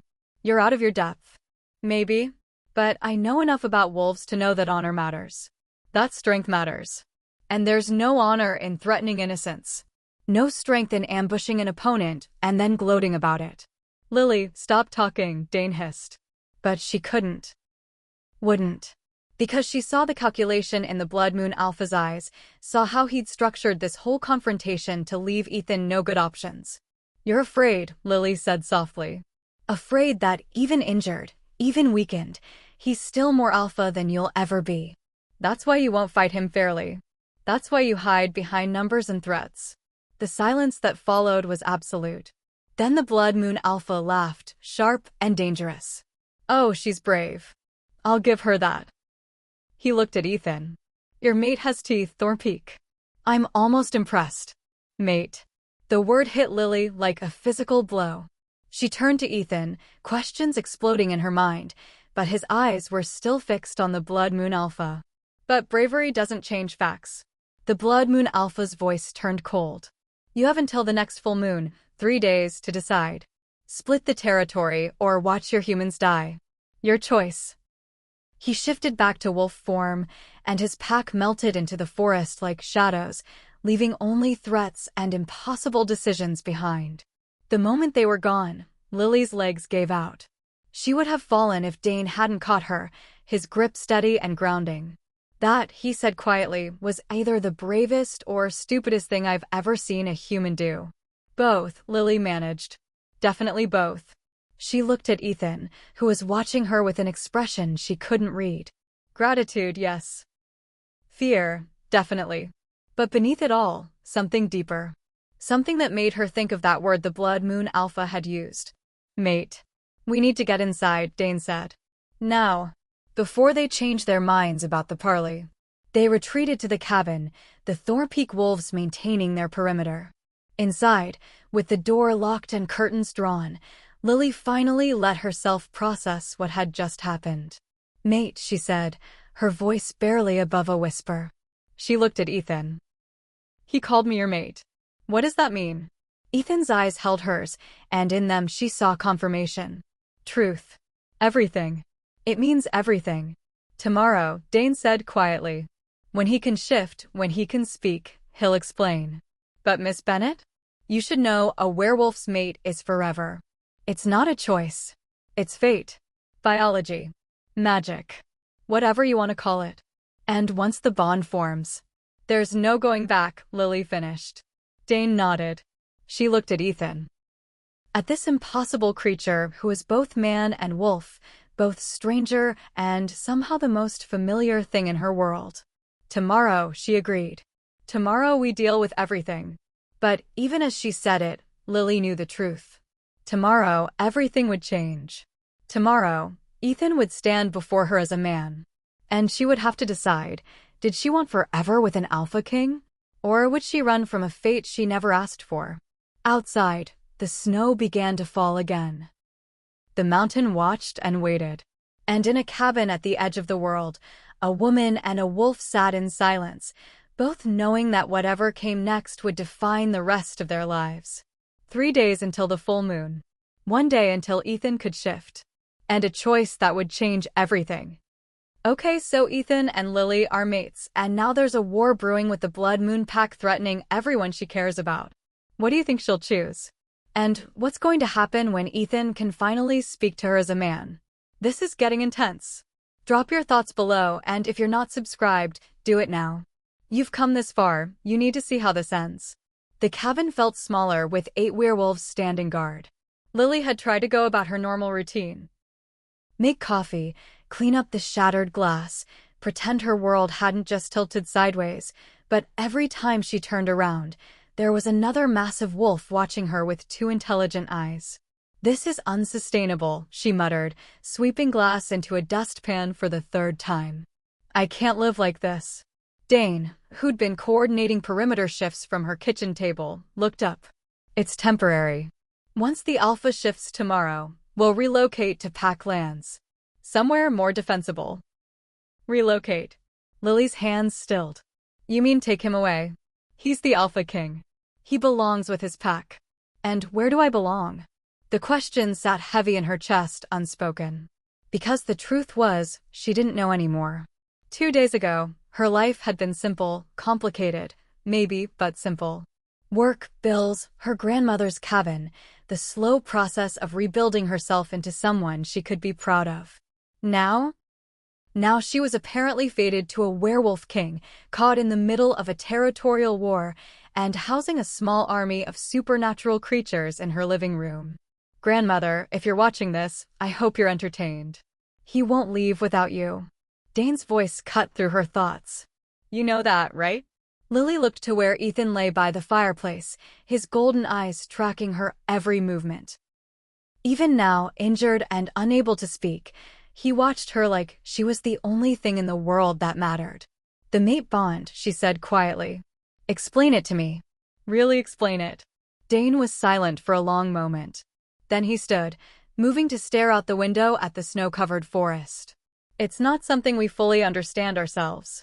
It's older than memory, written into our very DNA.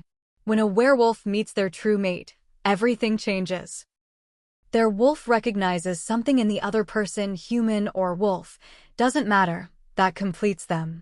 That sounds like poetry, not biology. It's both.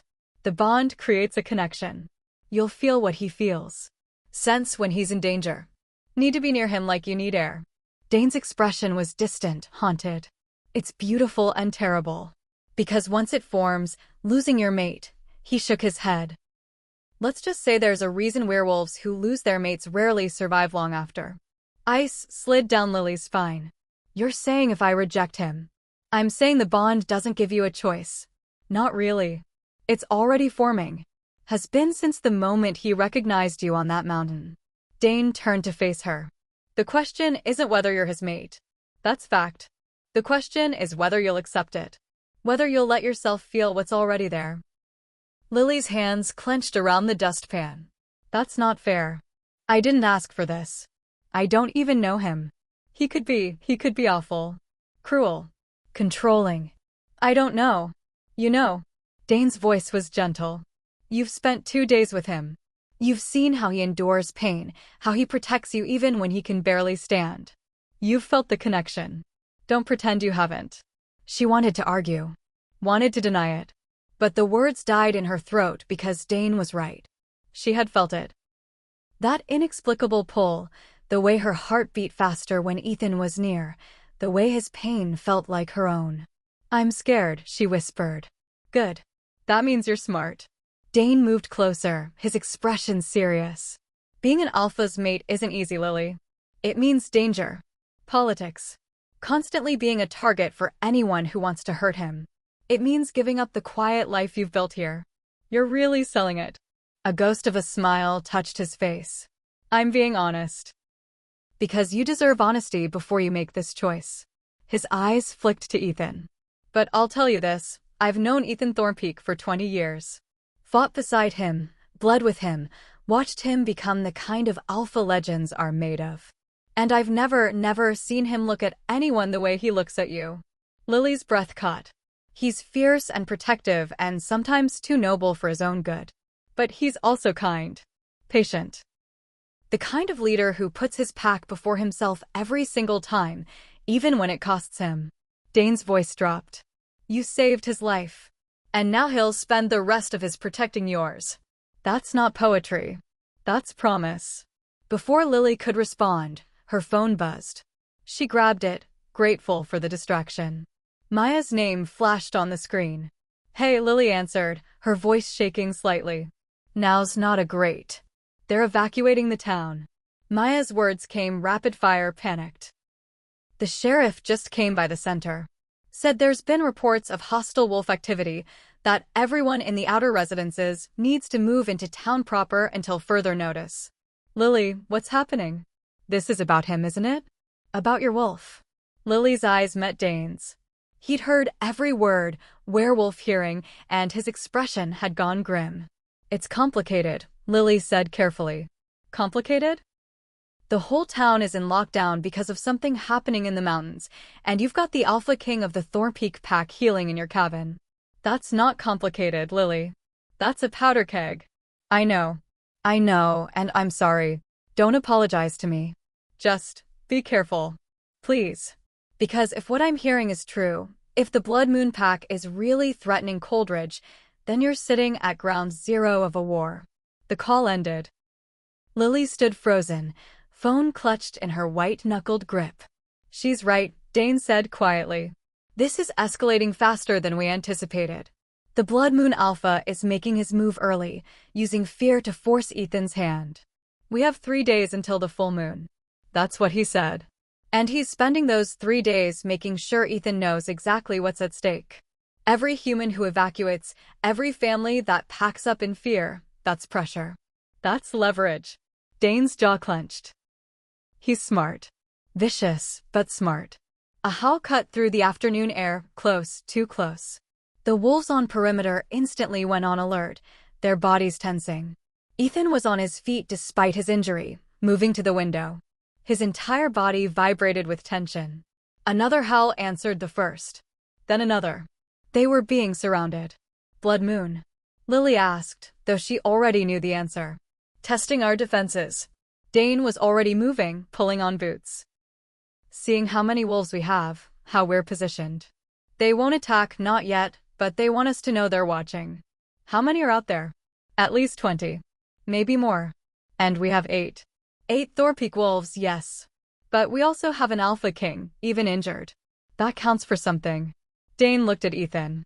I need to coordinate the perimeter response. Will you? Protect her. Ethan's answering growl was firm, absolute. Dane nodded and slipped outside.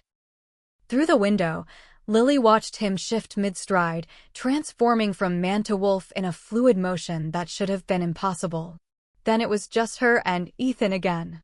The howls continued, a psychological assault meant to unnerve, to remind them how outnumbered they were. We can't win this, Lily said softly. Can we? Not without more wolves, not with you injured. The Blood Moon Alpha has us exactly where he wants us. Ethan moved to her side, pressing his large body against her legs. The contact was warm, grounding. Lily sank down to sit beside him on the floor, her back against the wall. Her hand found his fur automatically, fingers threading through the thick silver-gray coat. Tomorrow you'll be able to talk, she murmured. You'll be able to tell me everything. About the bond. About what being your mate means. About what you expect from me. She felt his body tense. I'm terrified, she admitted. Not of you. But of this. All of this. I'm nobody, Ethan.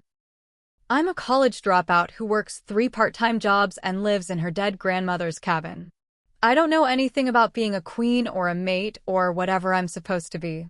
I don't know how to navigate werewolf politics or territorial wars. I can barely navigate my own life. Ethan shifted, turning so he could look directly at her. His golden eyes held hers with devastating intensity. And somehow, impossibly, she understood what he was trying to tell her. You're not nobody. You're everything. Tears burned in Lily's eyes. How can you even know that? You don't know me. Not really. You've seen me at my worst, half-frozen, exhausted, breaking werewolves with fireplace pokers, but you haven't seen all the ways I'm broken. All the ways I've failed. Ethan made a sound, not quite a whine, not quite a growl. Frustrated. If he could speak, what would he say? My fiancé left me, Lily heard herself confess. James. We were together for 4 years. Engaged for 6 months. And then I dropped out of vet school because I couldn't handle the pressure, couldn't be what everyone expected, and he looked at me like I was a stranger. Like I'd betrayed him by not being who he thought I was. She wiped at her eyes, angry at the tears. He said I was wasting my potential. That I was choosing to be small. And maybe he was right. Maybe I am small. Maybe saving you is just another way of running from my real life. Ethan's response was immediate and fierce.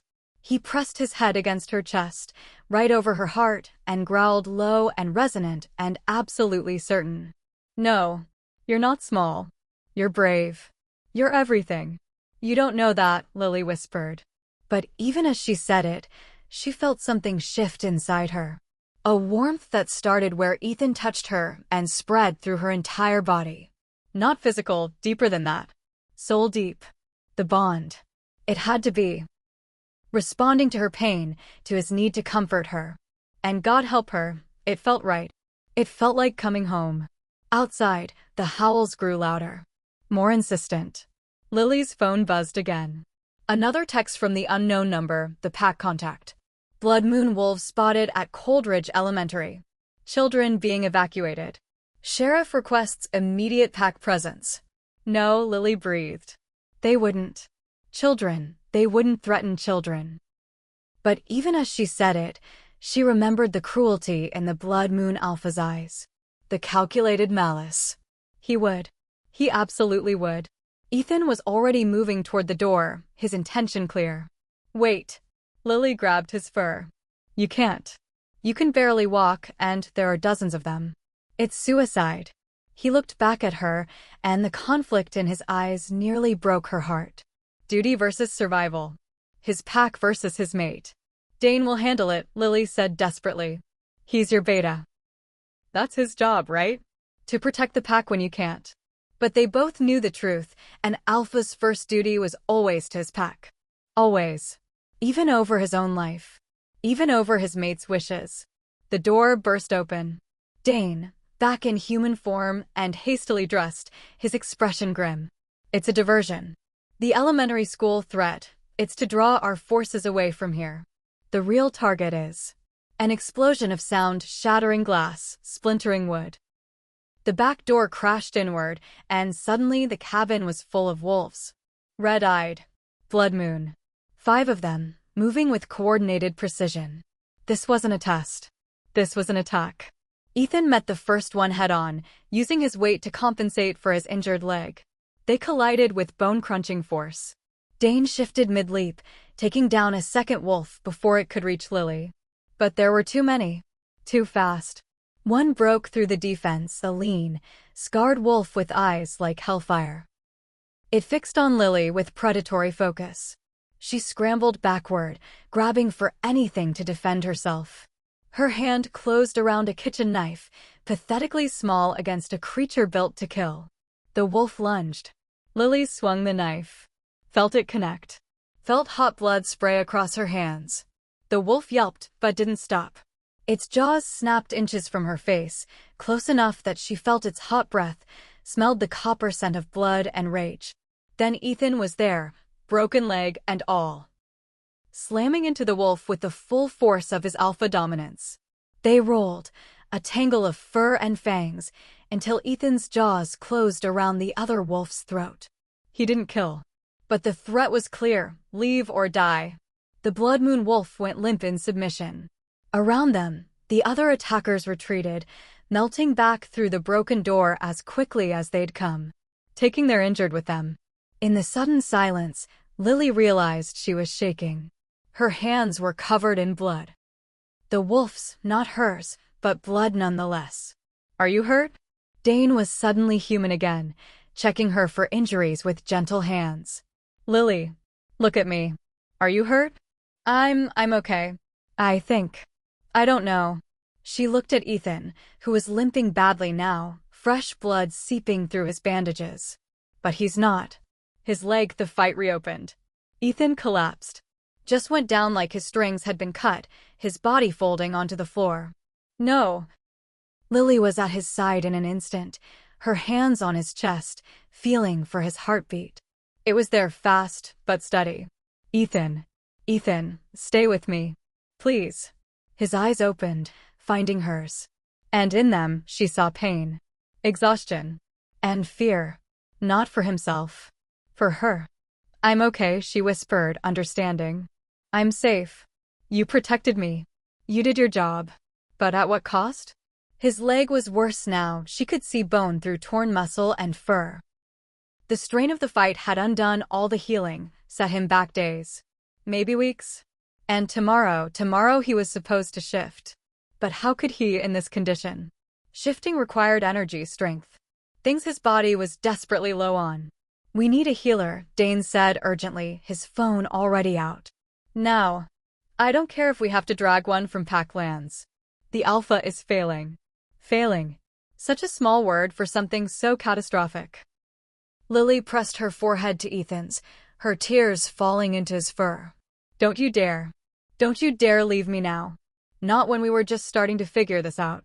His eyes held hers, and she felt something pulse through the bond, faint but unmistakable. "I'm sorry. I'm so sorry. You have nothing to be sorry for." Her voice broke. "You saved me. You've been saving me since the moment I found you. So now it's my turn, okay?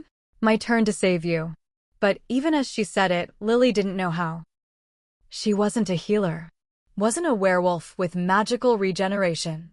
She was just a human woman who loved. The thought stopped her cold. Loved. When had that happened? When had this impossible creature become so essential that the thought of losing him felt like losing a part of herself? "The bond," she whispered. "Dane, the bond, does it work both ways? Can I help him heal? You're not mated yet." "Not fully. The bond isn't complete. But it's there. I can feel it." Lily looked up at him desperately. "Tell me how to help him." Dane's expression was torn. "It's dangerous. For both of you. If you try to channel energy to him through an incomplete bond, it could backfire. Could hurt you both." "I don't care. Tell me how." "Lily, tell me how." The beta flinched at the command in her voice, the voice of a future alpha's mate, even if she didn't know it yet. "Skin-to-skin contact," he said finally. "As much as possible. And you have to open yourself to the bond completely. Let down every wall, every defense. Let him in, and pull him back." Lily didn't hesitate. She lay down beside Ethan on the floor, pressing as much of herself against him as possible. One hand on his chest, over his heart. The other tangled in his fur. "I'm here," she whispered. "I've got you. And I'm not letting go." She closed her eyes and did what Dane said, opened herself. Let down every wall she'd built since James left, since vet school fell apart, since her grandmother died and left her alone in the world. She opened herself to the bond. And gasped. It was like touching a live wire, electric and overwhelming, and so intense it bordered on pain. She felt Ethan. Not just his emotions, but him. His strength and nobility and fierce protectiveness. His loneliness, God, he'd been so lonely, carrying the weight of leadership alone for so long. His fear that he'd never find someone who could understand, who could stand beside him as an equal. And his love. Immediate and absolute and terrifying in its intensity. "I see you," she heard in her mind, his voice, finally, deep and resonant and unmistakably his. "I see all of you. The strength and the fear and the broken pieces. And I love every single part." Tears streamed down Lily's face. "I see you too. And I'm not letting go. You hear me? I'm not letting go." She pulled. Reached for that connection and pulled with everything she had, trying to give him her strength, her energy, her stubborn refusal to quit. The world around her faded. There was only the bond. Only this connection that felt more real than anything she'd ever known. She didn't know how long she lay there, minutes or hours, time lost all meaning. But gradually, she felt Ethan's heartbeat grow stronger. Felt his breathing steady. Felt him pulling back from the edge. When she finally opened her eyes, she found him watching her with an expression that stole her breath. "Thank you," his voice whispered through the bond. "My brave, impossible mate." "Thank you." "Always," Lily whispered back. "Always." But even as relief flooded through her, reality crashed back in. The cabin was destroyed. The Blood Moon Pack knew exactly where they were. And Ethan, while no longer dying, was still badly injured. Still unable to shift. Still vulnerable. And outside, the howls had started again. Not testing this time. Not threats. A war cry. The Blood Moon Pack was done playing games. They were coming. Not in 3 days. Not tomorrow. Tonight. And there was nowhere left to run. Oh my god, you guys. Lily and Ethan just connected through the bond, but the Blood Moon Pack is literally about to attack and Ethan still can't shift. How are they going to survive this? I'm on the edge of my seat and I'm the one telling this story. What do you think happens next? Comment below. And seriously, if you're not subscribed yet, this is your sign. You've made it this far, you need to see how this ends. The howls were getting closer. Lily could track their approach by sound alone, a tightening noose of voices in the darkness, converging on the cabin from all sides. Dozens of them. Maybe more. How many? She asked, her voice steadier than she felt. Dane stood at the window, his body tense as a bowstring. 40. Maybe 50. They brought everything they have. And we have 8. 6, actually. I sent 2 runners to Packlands for reinforcements. His jaw clenched. They won't get here in time. Lily looked down at Ethan, who lay beside her on the floor. His breathing was stronger now. The bond had pulled him back from the brink, but he was still in no condition to fight. His leg needed days to heal properly, maybe weeks. They had minutes. We can't win this, she said quietly. Not a question. A fact. No, Dane agreed. We can't. So what do we do? He turned to look at her, and in his eyes she saw something she hadn't expected. Not defeat, but determination. We make sure they don't get the Alpha. Whatever it costs. Lily's breath caught. You're talking about evacuation. Getting Ethan out while you hold them off. It's the only option that keeps him alive. It's a suicide mission for everyone left behind. That's what Pack means, Lily. That's what loyalty means. Dane's voice was gentle but firm.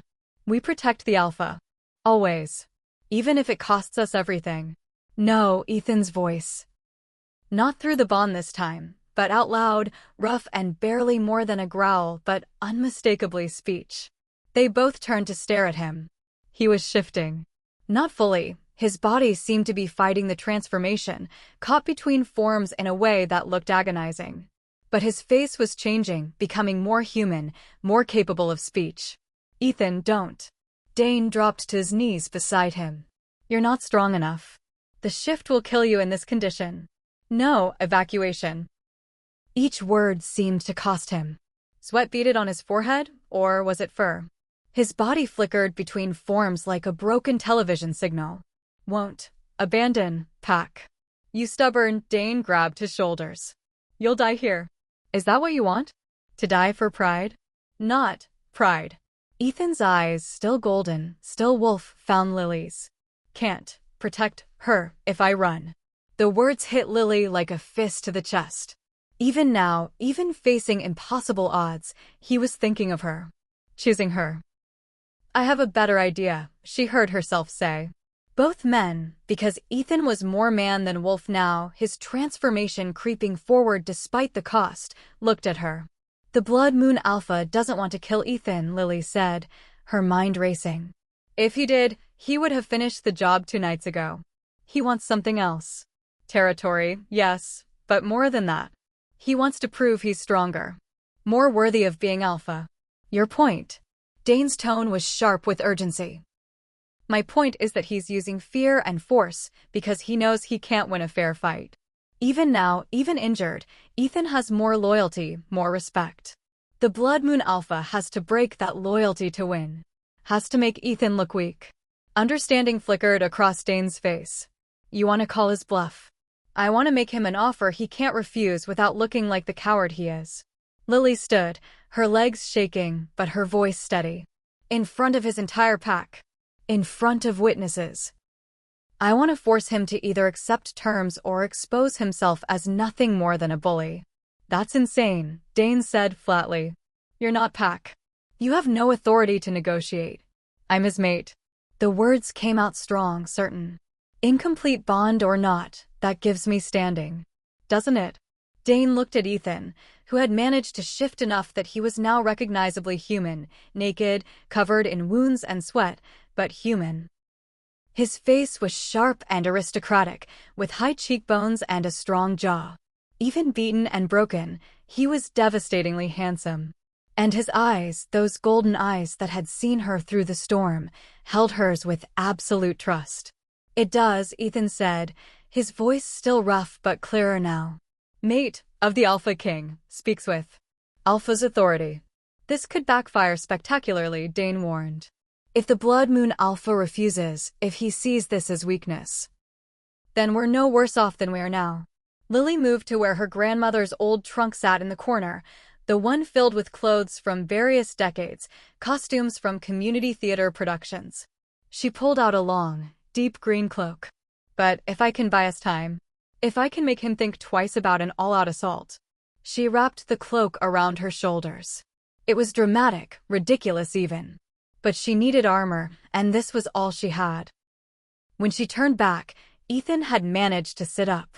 Dane had found pants for him, thank God, but he was still shirtless, his chest marked with bruises and half-healed wounds.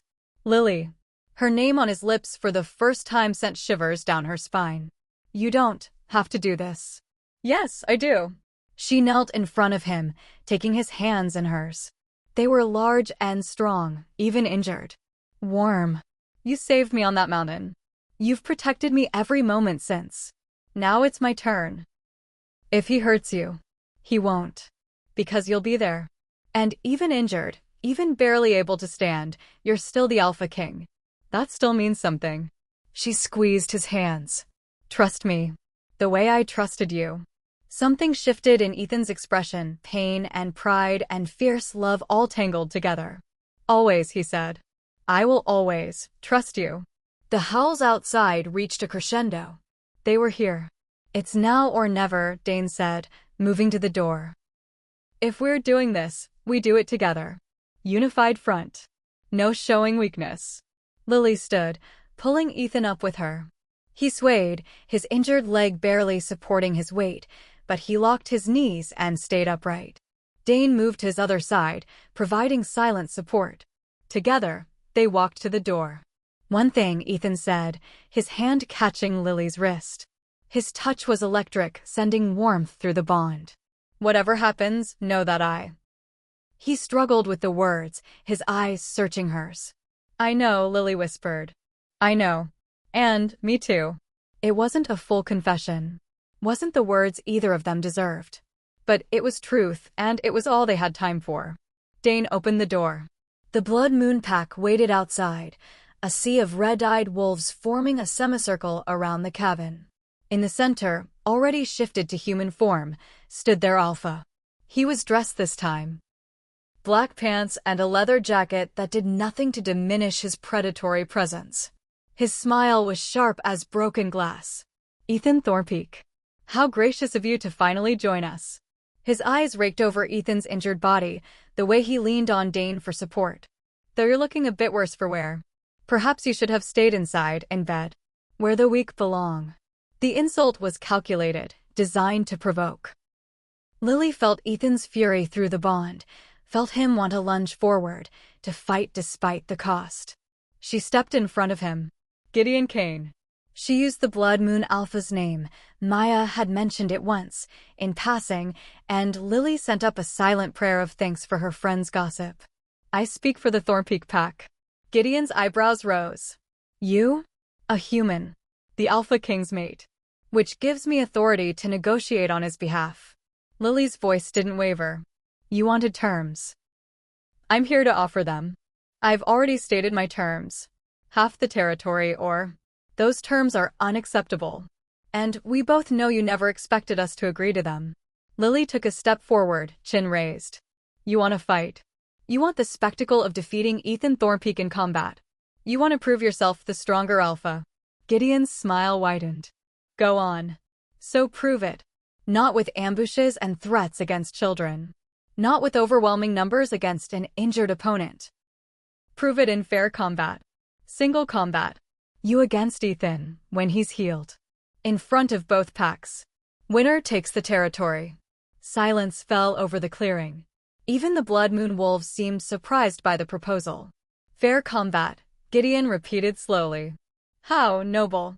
Tell me, little human, why would I agree to that when I have overwhelming force right here, right now? Because your pack is watching. Lily gestured to the wolves behind him. They're watching to see what kind of alpha you really are. If you attack now, you win through numbers and cowardice. You'll have the territory, yes.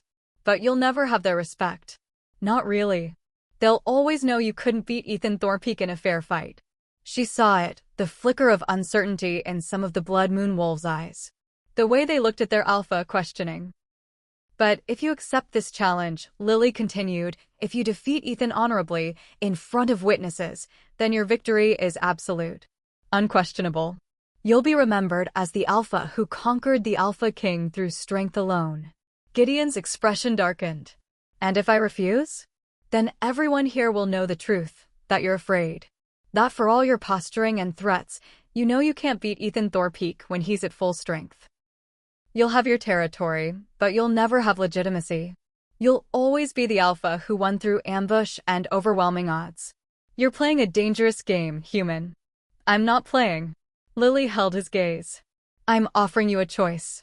Take the honorable path and earn your victory, or take the coward's path and live with the consequences. The tension was so thick Lily could taste it, metallic and electric, like lightning about to strike.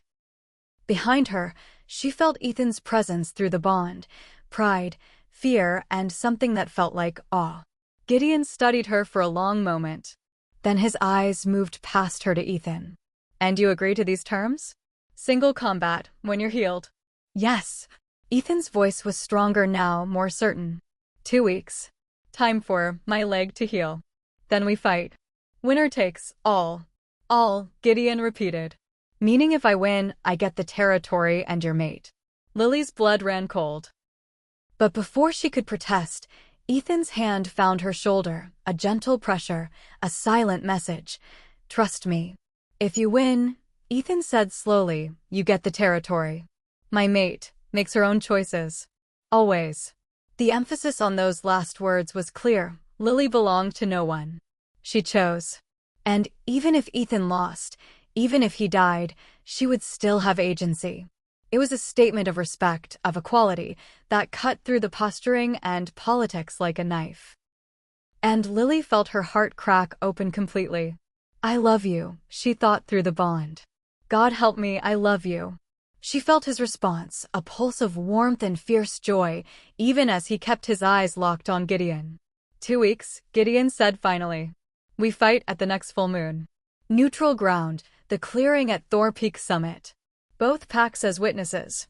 Single combat to submission or death, challenger's choice. Agreed, Ethan said. And until then, a truce. No attacks on either pack or the human town. No further hostilities.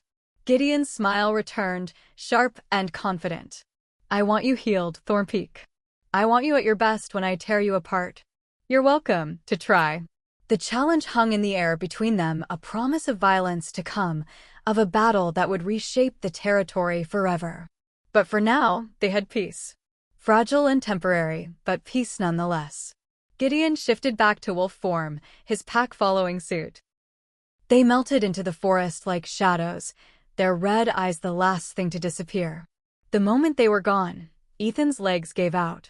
Lily and Dane caught him together, lowering him carefully to the ground. His body was shaking, exhaustion and pain finally catching up. Dane shook his head. That was either brilliant or insane.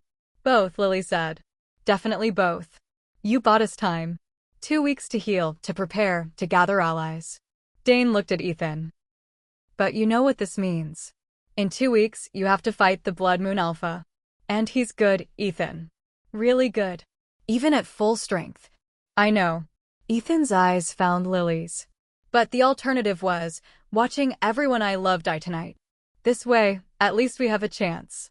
We have more than a chance. Lily's voice was fierce. We have 2 weeks to turn you from barely standing to the most formidable fighter in this territory. We have 2 weeks to remind everyone why you're the Alpha King. And how do we do that? Dane asked. Lily smiled, sharp and determined. We call in every favor. Every ally. Every wolf that owes the Thorpeak pack loyalty. We remind them what they're fighting for. Who they're fighting for. She looked at Ethan, at this impossible man who had become her entire world in just 3 days. We make sure that when Ethan walks into that clearing in 2 weeks, Gideon Kane realizes he's made a terrible mistake. Ethan's hand found hers, threading their fingers together. Together, he said softly. Together, Lily agreed. Behind them, the cabin stood battered but unbroken. Around them, the Thor Peak wolves emerged from the shadows, bloodied but alive, loyal but shaken. They had survived the darkest hour. Now came the hard part, preparing for the battle that would decide everything. The mountain watched in silence, patient and eternal. It had seen countless battles, countless stories of love and loss and sacrifice. But this story of a woman who saved a king and became his queen, of a love that defied logic and biology and fate itself, this one was special. This one, the mountains seemed to whisper, would be remembered. Inside the cabin, Lily helped Ethan to the couch. His transformation had stabilized. He was fully human now, exhausted but healing. She brought him water, found a shirt to cover his wounded chest, wrapped his leg in fresh bandages. And through it all, their hands kept finding each other. Small touches, gentle connections, the bond humming between them like a living thing. "Thank you," Ethan said quietly. "For everything. For saving my life. For standing beside me. For being," he shook his head, struggling with emotion. "For being you." "I didn't really have a choice," Lily said with a small smile. "From the moment I heard you on that mountain, something told me you were important. That you were meant to be mine. The bond. Maybe. Or maybe just my heart, recognizing something my brain hadn't caught up to yet." She squeezed his hand. "Either way, I'm glad. Terrified, but glad." "Terrified of what?" "Of losing you. Of not being enough. Of failing when you need me most." The confession spilled out. "I'm not a warrior, Ethan. I'm not a queen. I'm just the bravest person I've ever met." He cupped her face with his free hand, his thumb brushing her cheekbone. "You stood up to an alpha who could have killed you with a thought. You negotiated a peace that saved both our packs. You pulled me back from death through sheer force of will. If that's not a queen, I don't know what is." Tears blurred Lily's vision. "I don't know how to do this. Any of this." "Neither do I," Ethan admitted. "The mate bond, it's not something alphas usually find. I never expected to feel this completeness. This certainty that I would burn the world down to keep you safe. That's a little intense. That's werewolf love. We don't do anything halfway." Lily laughed, short and slightly hysterical. "Good to know." They sat in silence for a moment, just holding each other. Outside, Dane was organizing the pack, setting up a proper perimeter, calling in reinforcements from the main pack lands. But in this moment, it was just them. Just a man and a woman who had found each other in the worst possible circumstances and somehow made it work. 2 weeks, Lily said softly. What happens in 2 weeks if she couldn't finish the sentence? Couldn't voice the fear. "I win," Ethan said firmly. "I have to. Because losing means never seeing you again. Never holding you like this. Never discovering all the ways we fit together. And that," his voice cracked, "that's not acceptable. Then we make sure you win." Lily pulled back to look at him. "Whatever it takes. Whatever I have to do. We make sure you win." "We," Ethan repeated, wonder in his voice. "I like the sound of that. Get used to it, Alpha King. You're stuck with me now. There's nowhere else I'd rather be." And as they sat together in the ruins of her grandmother's cabin, surrounded by werewolves and wrapped in the warmth of a bond neither fully understood, Lily felt something she hadn't felt in years. Hope. Not the fragile, desperate kind, but the fierce, unshakable kind. The kind that looked at impossible odds and said, "Watch me anyway." They had 2 weeks. 2 weeks to heal. To train. To prepare. 2 weeks before the battle that would decide their future. But for tonight, they had survived. And sometimes, survival was its own kind of victory. Oh my god, you guys, they did it. They got a truce. But now Ethan has to fight the Blood Moon Alpha in 2 weeks, and we all know how dangerous Gideon is. Can Ethan really win? And what's going to happen with Lily and Ethan's bond now that they've finally admitted their feelings? I'm dying to know what you think. Drop your predictions in the comments and please hit subscribe if you haven't already. We're in the home stretch now and you do not want to miss how this ends. 2 weeks had never felt so short and so endless at the same time. The first 3 days were the hardest. Ethan's body fought the healing process, his wolf instincts at war with the damage done. Lily barely left his side, using the bond to channel strength when his own flagged, staying awake through the nights when fever took him and he thrashed with nightmares of the ambush. On the 4th day, he walked without limping. On the 7th day, he shifted to wolf form and back again without collapsing. On the 10th day, he ran. Lily watched from the porch of the new safe house. A larger cabin deep in pack territory, surrounded by Thorpeak wolves at all times as Ethan raced through the forest in wolf form. He was magnificent, all power and grace, silver-gray fur flashing between the trees. Beside her, Dane stood with his arms crossed, his expression unreadable. He's ready. Physically, at least. But mentally? Lily asked quietly. Gideon Kane has never lost a challenge. He's brutal, calculating, and utterly without mercy. Even if Ethan wins, it won't be clean. It won't be easy. Dane's jaw clenched. And there's always the possibility. He didn't finish, but he didn't have to. Lily felt the fear like ice in her veins. The possibility that Ethan dies. He won't, she said, trying to convince herself as much as Dane. He has too much to fight for. Love doesn't always win, Lily. Sometimes courage isn't enough. Then we make sure it is. She turned to face him. You've been training him for 2 weeks. Tell me honestly, can he beat Gideon? Dane was quiet for a long moment. When he finally spoke, his voice was careful. If it's purely about strength and skill, they're evenly matched. Maybe Ethan has a slight edge in technique. But Gideon fights dirty. He'll use every psychological trick, every moment of hesitation. And he knows about you. What does that mean? It means he'll use you against Ethan. Make him think you're in danger. Distract him. Get under his skin. Dane's eyes were serious.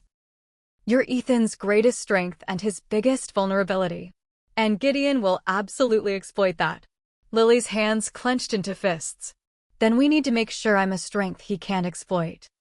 How? By making sure I'm not a damsel for Ethan to worry about.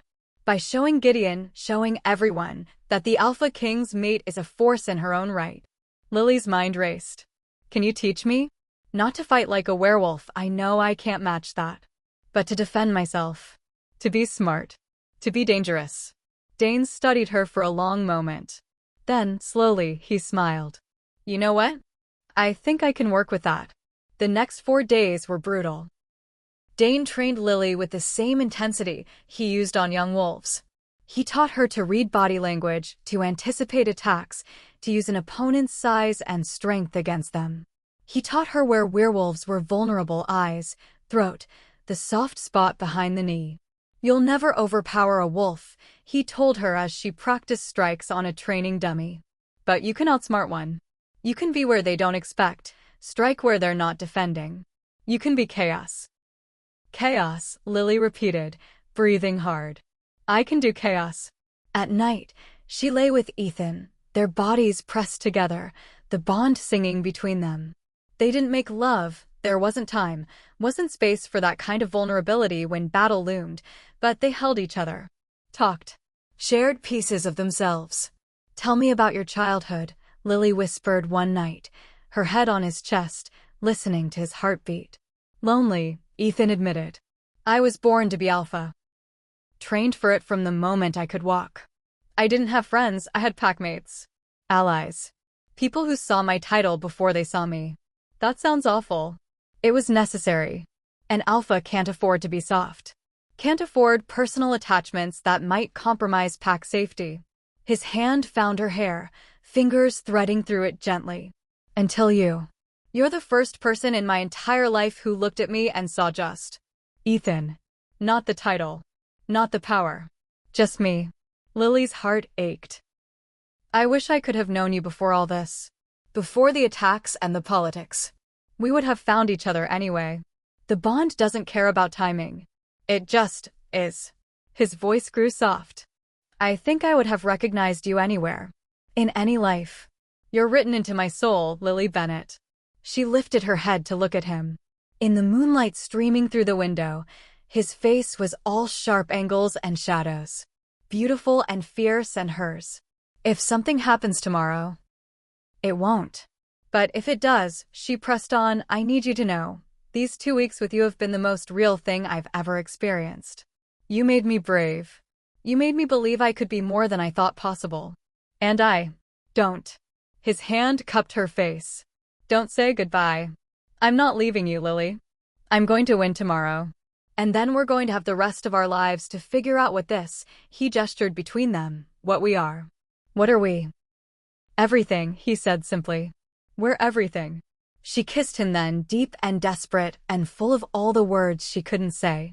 He kissed her back like she was air and he was drowning, like she was the only thing anchoring him to the world.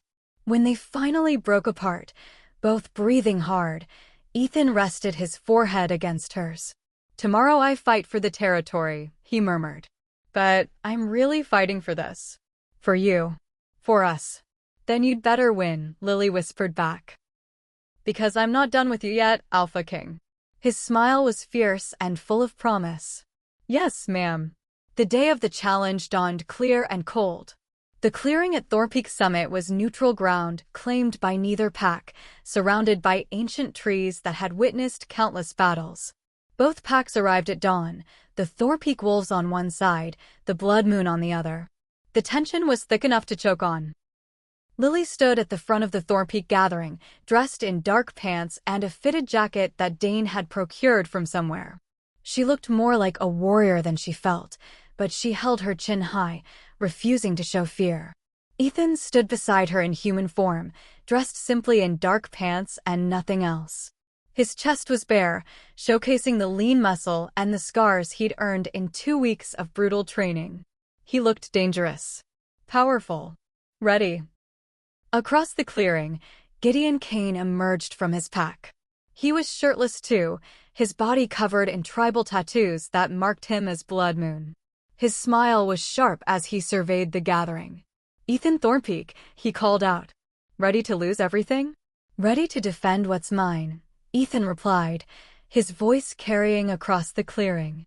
A figure stepped forward, an elderly woman Lily didn't recognize. She wore robes of deep gray and carried herself with the authority of someone used to being obeyed. I am Elena, Elder of the Western Territories, she announced. I stand as witness and arbiter for this challenge. The terms, single combat between Gideon Kane of the Blood Moon Pack and Ethan Thorpeak of the Thorpeak Pack. The winner claims all disputed territory. The fight continues until submission or death, challenger's choice. Death, Gideon said immediately. Let's make this interesting. A ripple went through the Thorpeak Pack, concern, anger. But Ethan's expression didn't change. Agreed, he said calmly. Lily's heart dropped to her stomach. Death. Not submission. Not mercy. One of them was going to die here today. Elena nodded gravely. Then let the challenge begin. Shift at will. No interference from either pack on penalty of dishonor. Fight until one stands and one falls. She stepped back, and the clearing erupted. Both alphas shifted simultaneously, a blur of motion and transformation. One moment they were men, the next, massive wolves circling each other in the center of the clearing. Gideon was larger, Lily noticed with growing dread. Not by much, but enough to matter. His black coat gleamed in the morning light, his red eyes fixed on Ethan with predatory focus. Ethan's silver-gray form moved with liquid grace, his golden eyes never leaving his opponent. They circled. Once. Twice. Then Gideon lunged. The impact was tremendous, 2 massive bodies colliding with bone-crunching force. They rolled, a tangle of fangs and fury, each trying to gain the upper hand. Gideon got his jaws around Ethan's shoulder. Blood sprayed. The Thorpeak Pack gasped. But Ethan used the momentum, rolling with the bite and using his hind legs to kick Gideon off. The Blood Moon Alpha flew backward, landing hard. They separated, circling again. Both bleeding now, both breathing hard. He's testing Ethan's healing, Dane murmured beside Lily. Seeing if the leg is really recovered. And is it? We're about to find out. Ethan fainted left, then struck right, so fast Lily almost missed it. His jaws closed around Gideon's foreleg. There was a sickening crack. Gideon howled, pain and rage mixed together. He twisted, managed to break free, but he was limping now. Good, Lily thought viciously. Let him feel what Ethan felt. But Gideon wasn't done. He shifted tactics, going low, using his injured leg as bait. When Ethan lunged for it, Gideon's jaws snapped closed on Ethan's throat. Not deep enough to kill, but close. So close. Lily stopped breathing. Time seemed to slow. She saw Ethan's eyes, still golden, still aware, find hers across the clearing. And through the bond, she felt his thoughts. Trust me.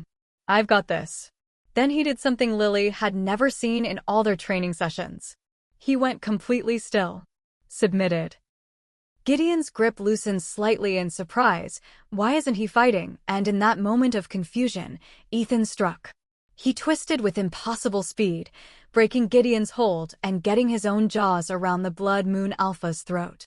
And this time, when his teeth sank in, they went deep. Gideon thrashed, trying to escape, but Ethan's grip was iron. Unbreakable. The Blood Moon Alpha's struggles grew weaker.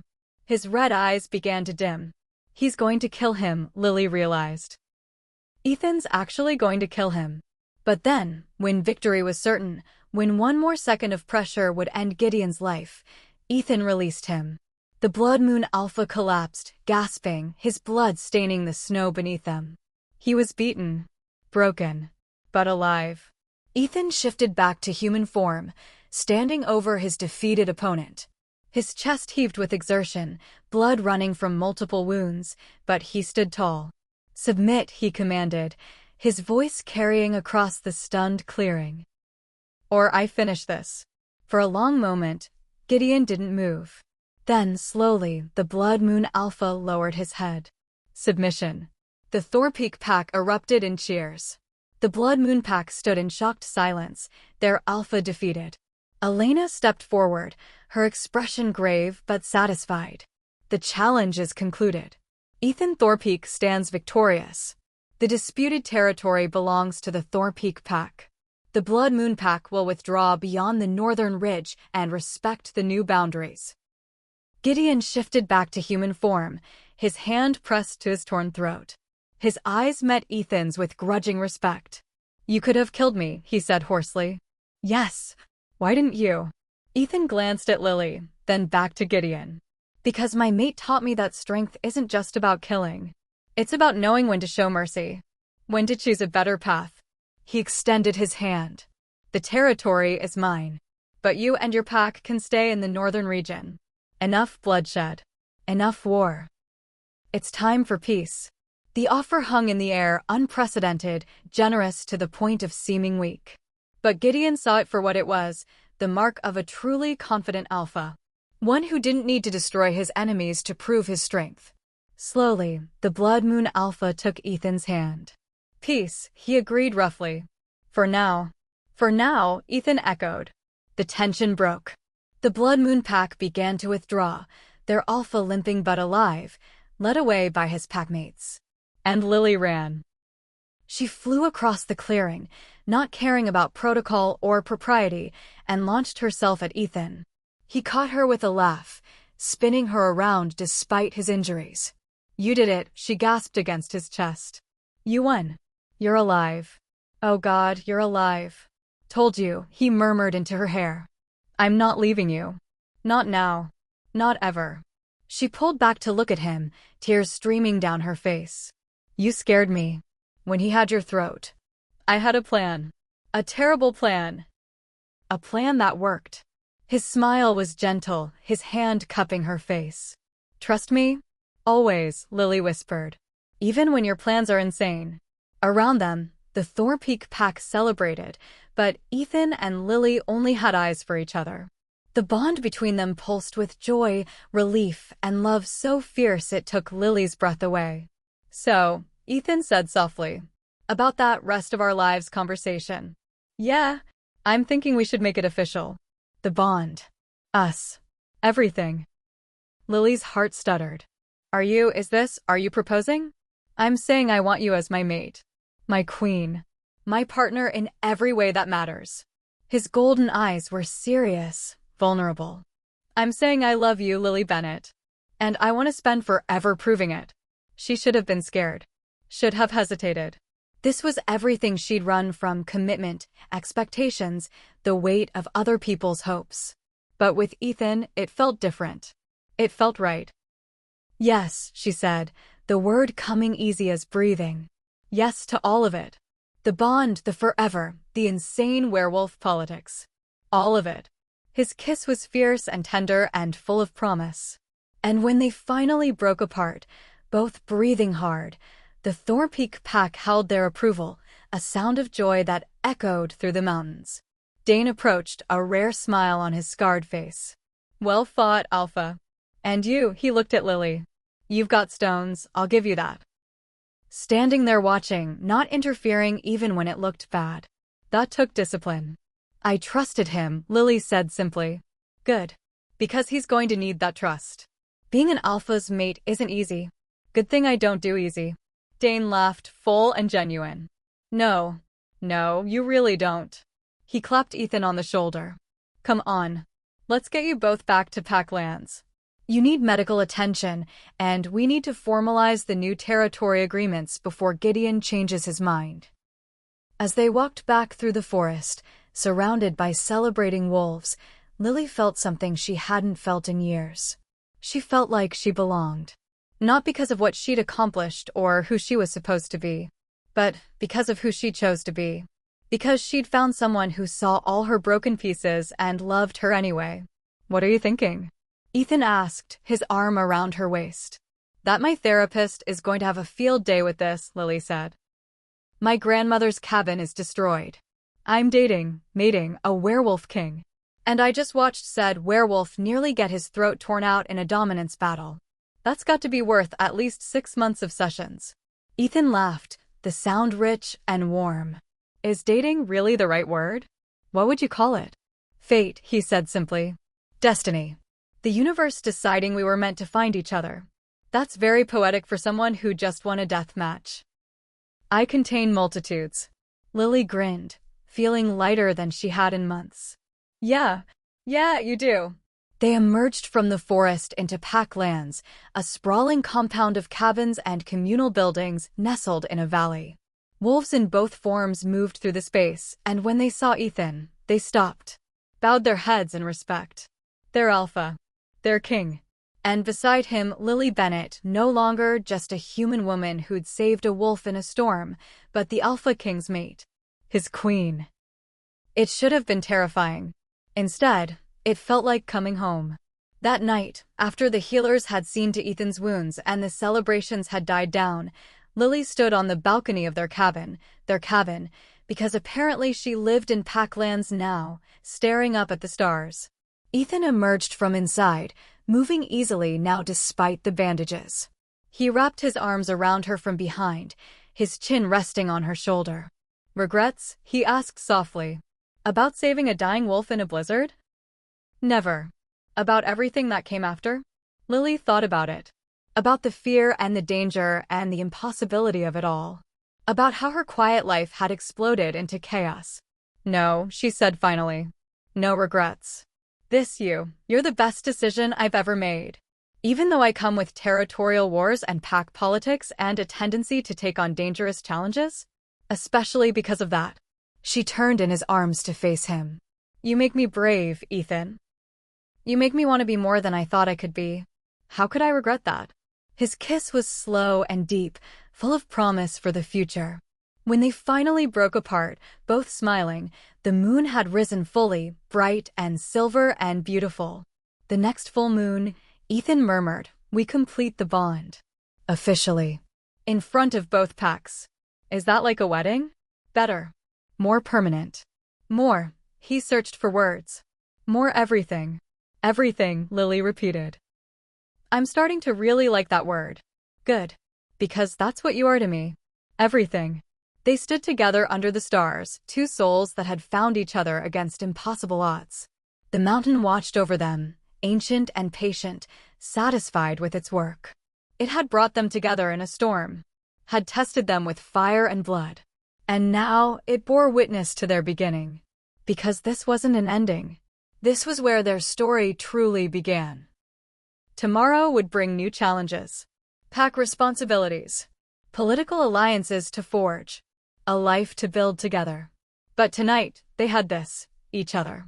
The bond. The absolute certainty that whatever came next, they would face it together. And that was more than enough. It was everything. He won. Ethan defeated Gideon and chose mercy, and now Lily and Ethan are officially going to complete the mate bond. But what does that ceremony look like? What happens in their happily ever after? You've made it this far. Stick around for the final part where we wrap up this incredible journey. Comment your favorite moment from this whole story below, and if you're not subscribed, now is the time. One more part to go. 3 months later. The full moon hung heavy and silver over the Thornpeak territory, bathing everything in ethereal light. Lily stood in front of the mirror in their cabin, barely recognizing the woman staring back. She wore a dress of deep forest green, simple but elegant, that fell to her ankles. Her hair was loose, flowing over her shoulders in waves. Around her neck hung a pendant, a silver wolf with golden eyes, a gift from the pack to welcome her officially as their future queen. "You look terrified," Maya observed from where she sat on the bed, looking impossibly comfortable despite being surrounded by werewolves. She'd become a regular visitor to pack lands, her friendship with Lily transcending the human-wolf divide. "I am terrified," Lily admitted. "The mate bond ceremony it's permanent, Maya. Like, soul deep, can't ever undo it permanent. And what if I mess it up? What if I'm a terrible alpha's mate? What if the pack decides they made a mistake accepting a human?" Maya stood, crossing to Lily and taking her hands. "Okay, let's do a reality check. In the last 3 months you've helped negotiate a lasting peace treaty with the Blood Moon Pack, organized a medical exchange program between the pack healers and Coldridge Hospital, and personally talked down 2 challenges to Ethan's leadership by reminding everyone that strength isn't just about fighting. You've earned their respect, Lily. Their love. But no buts. You saved their alpha when anyone else would have walked away. You stood up to Gideon Kane when you had every reason to run. You've proven yourself 100 times over." Maya squeezed her hands. "Tonight isn't about proving anything. It's about celebrating what everyone already knows. You and Ethan are meant to be." A knock at the door interrupted them. Dane's voice called out, "It's time." Lily took a shaky breath. Okay, I can do this." "Damn right you can," Maya said fiercely. "Now go get your Wolf King." The ceremony took place in the heart of Packlands. A natural amphitheater formed by ancient trees and smooth stone. The entire Thornpeak pack had gathered, over 200 wolves in human form, dressed in their finest. Lanterns hung from branches, casting warm golden light over everything. And at the center, waiting beneath an arch of woven branches and moonflowers, stood Ethan. Lily's breath caught. He wore black pants and a deep blue shirt that made his golden eyes seem to glow. His dark hair was slightly tousled, and when he saw her approaching, his entire face transformed with a smile so full of love and joy that Lily felt tears prick her eyes. "How did I get so lucky?" "We both did," his voice whispered through the bond they'd been strengthening for months. She walked down the natural aisle formed by the pack, and as she passed, wolves lowered their heads in respect. Not just for Ethan, she realized. For her. When she reached him, Ethan took her hands, his grip warm and steady. Elder Elena stood between them, her ancient eyes wise and kind. "We gather tonight under the full moon to witness the completion of a mate bond between Ethan Thornpeak, Alpha King of the Thornpeak Pack, and Lily Bennett, chosen of his heart and soul." The formal words washed over Lily, beautiful and archaic. But she was focused on Ethan's face, on the way he looked at her like she was the only person in the entire world. "The mate bond is sacred," Elena continued. "It transcends death, time, and all boundaries between worlds. It is not entered into lightly, for once completed, the souls are forever intertwined. Ethan Thornpeak, Do you accept this bond freely, knowing its permanence? I do, Ethan said, his voice ringing clear. I accept Lily Bennett as my mate, my partner, my equal in all things. I pledge my strength to protect her, my heart to love her, and my soul to cherish her for all the days of my life and beyond. Elena turned to Lily. Lily Bennett, do you accept this bond freely, knowing its permanence? Lily's voice was steady, sure. I do. I accept Ethan Thornpeak as my mate, my partner, my equal in all things. I pledge my courage to stand beside him, my heart to love him, and my soul to cherish him for all the days of my life and beyond. Then by the power of the moon and the ancient ways, I bind these souls together. Let no force in this world or the next tear asunder what fate has joined. Elena placed their joined hands over a ceremonial bowl filled with clear water that reflected the moonlight. She spoke words in a language Lily didn't recognize, something old, primal, full of power. The water began to glow. Lily felt it then, the bond that had been growing between them suddenly blazing to full strength. It was like every nerve in her body lit up at once, overwhelming and perfect. She felt Ethan's love pouring into her, his joy, his fierce protectiveness. And flowing back from her to him, all her love, her trust, her absolute certainty that this was right. They were one. Not just connected, one. The bond is complete, Elena announced. I present to you Ethan and Lily Thornpeak, Alpha and Luna of the Thornpeak Pack. The pack erupted in howls. A symphony of joy that echoed through the mountains. Even in human form, the sound was powerful, primal, beautiful. Ethan pulled Lily into his arms, kissing her deeply as the pack celebrated around them. And through the bond, she felt his thoughts as clearly as her own. Finally. You're mine and I'm yours and nothing will ever change that. Forever, she sent back. Forever and always. The celebration lasted well into the night. There was food, so much food, and music and dancing. Lily found herself swept into conversations with pack members she'd gotten to know over the past months, people who had become friends, family. You're good for him, an elderly wolf named Marcus told her, his eyes twinkling. I've known Ethan since he was a pup. Never seen him this happy. This, complete. He's good for me too, Lily admitted. He makes me brave. You were always brave, child. You just needed someone to reflect it back to you. Later, Dane approached with 2 glasses of something that smelled like honey and moonlight. A toast, he said, handing one to Lily. To the Luna who faced down an enemy Alpha with nothing but words and courage. To the woman who proved that strength comes in many forms. Lily clinked her glass against his. And to the Beta who trained me to fight dirty. That was my pleasure, Dane said with a rare grin. Though I hope you never have to use those skills. In werewolf politics? I'm sure I will eventually. Fair point. As midnight approached, Ethan found Lily on the edge of the celebration, looking up at the stars. He wrapped his arms around her from behind, and she leaned into his warmth. Happy, he murmured against her ear. Deliriously. Overwhelmingly. Completely. She turned in his arms. You. I didn't think I could be this happy. Didn't think it was possible. His hand cupped her face. You changed everything, Lily. My whole world shifted the moment I saw you on that mountain. Technically, you were half dead at the time. Best near-death experience of my life. She laughed, the sound bright and free. What happens now? After tonight? Now, Ethan considered. Now we live. We lead the pack together. We face whatever challenges come. We build a life. That's simple. That complicated, he corrected with a smile. But we'll figure it out. Together. I like the sound of that. Lily paused, then said carefully, I've been thinking about going back to school. Finishing my veterinary degree.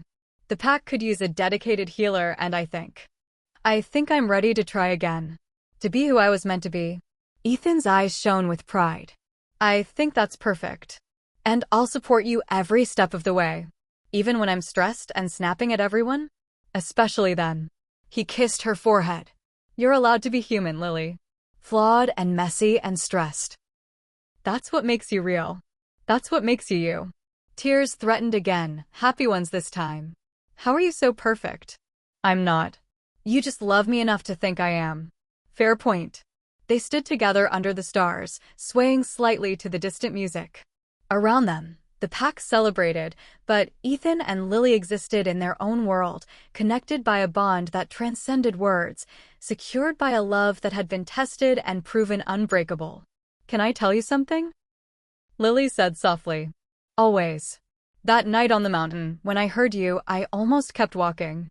I was so tired, so cold, and every logical part of my brain said to keep going, to save myself. But something stopped me. Something made me turn around. The bond. You felt it even then. Maybe. Or maybe it was just knowing that if I walked away, I'd regret it for the rest of my life. That some choices define who we are, and I needed to be the kind of person who stops. Who helps.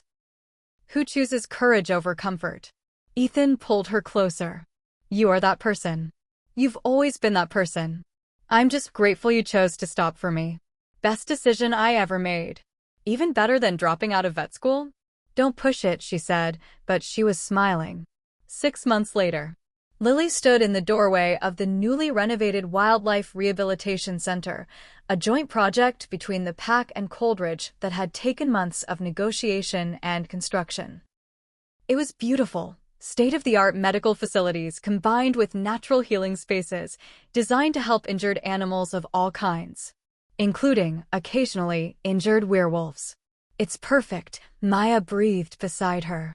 Lily, this is incredible. It was Ethan's idea, Lily admitted.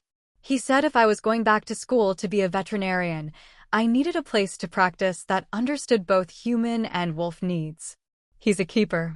Yeah, he really is.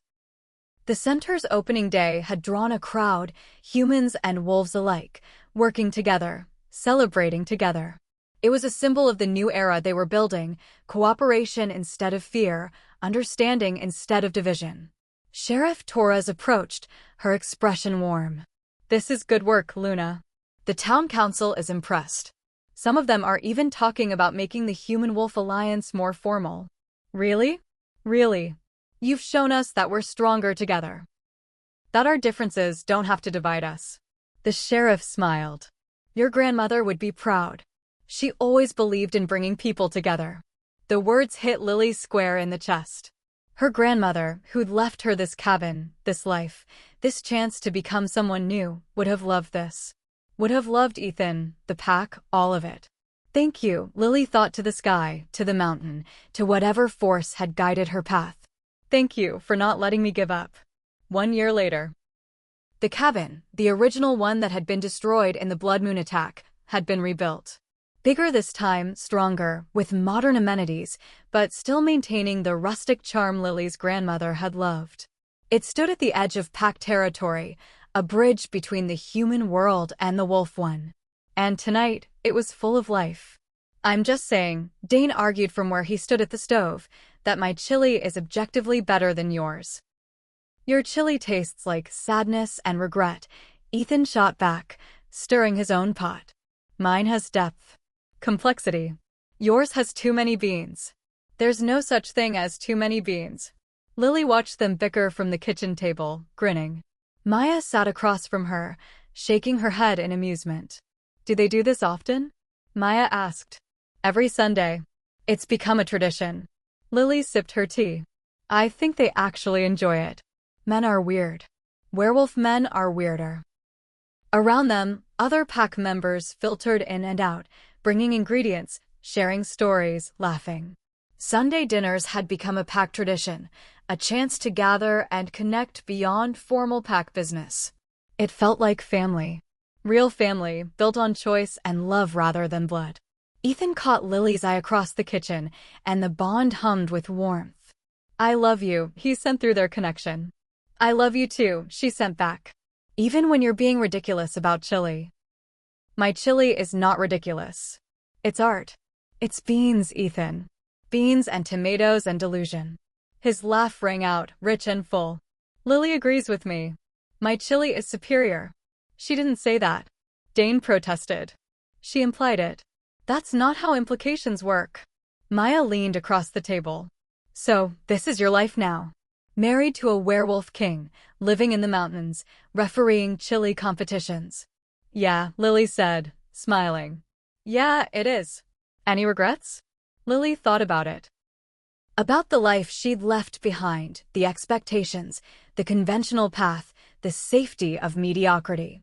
Then she thought about what she'd gained, love that transcended species, a family forged in fire, purpose that filled her soul. Not a single one, she said honestly. This is exactly where I'm supposed to be. 2 years later. The summit meeting between the 5 major packs in the region took place in neutral territory, a gesture of trust that would have been unthinkable 2 years ago.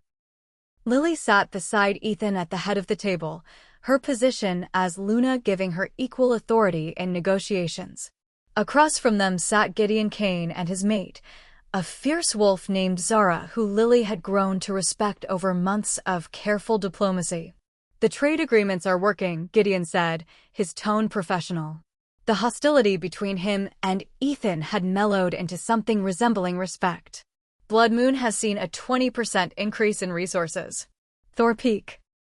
Similar numbers, Ethan confirmed. The cooperation is benefiting everyone. Then I propose we expand, said Alpha Charlotte from the Western Pack, a sharp-eyed woman with silver streaking her dark hair. Include the smaller packs. Create a true alliance. A unified territory? Another Alpha, Cole from the Mountain Pack, looked skeptical. That's never worked before. Because no one's ever tried it properly before, Lily interjected. All eyes turned to her. We've proven that wolves and humans can coexist peacefully. That old enemies can become allies. Why not extend that to all packs? Create a council where disputes are settled with words instead of blood.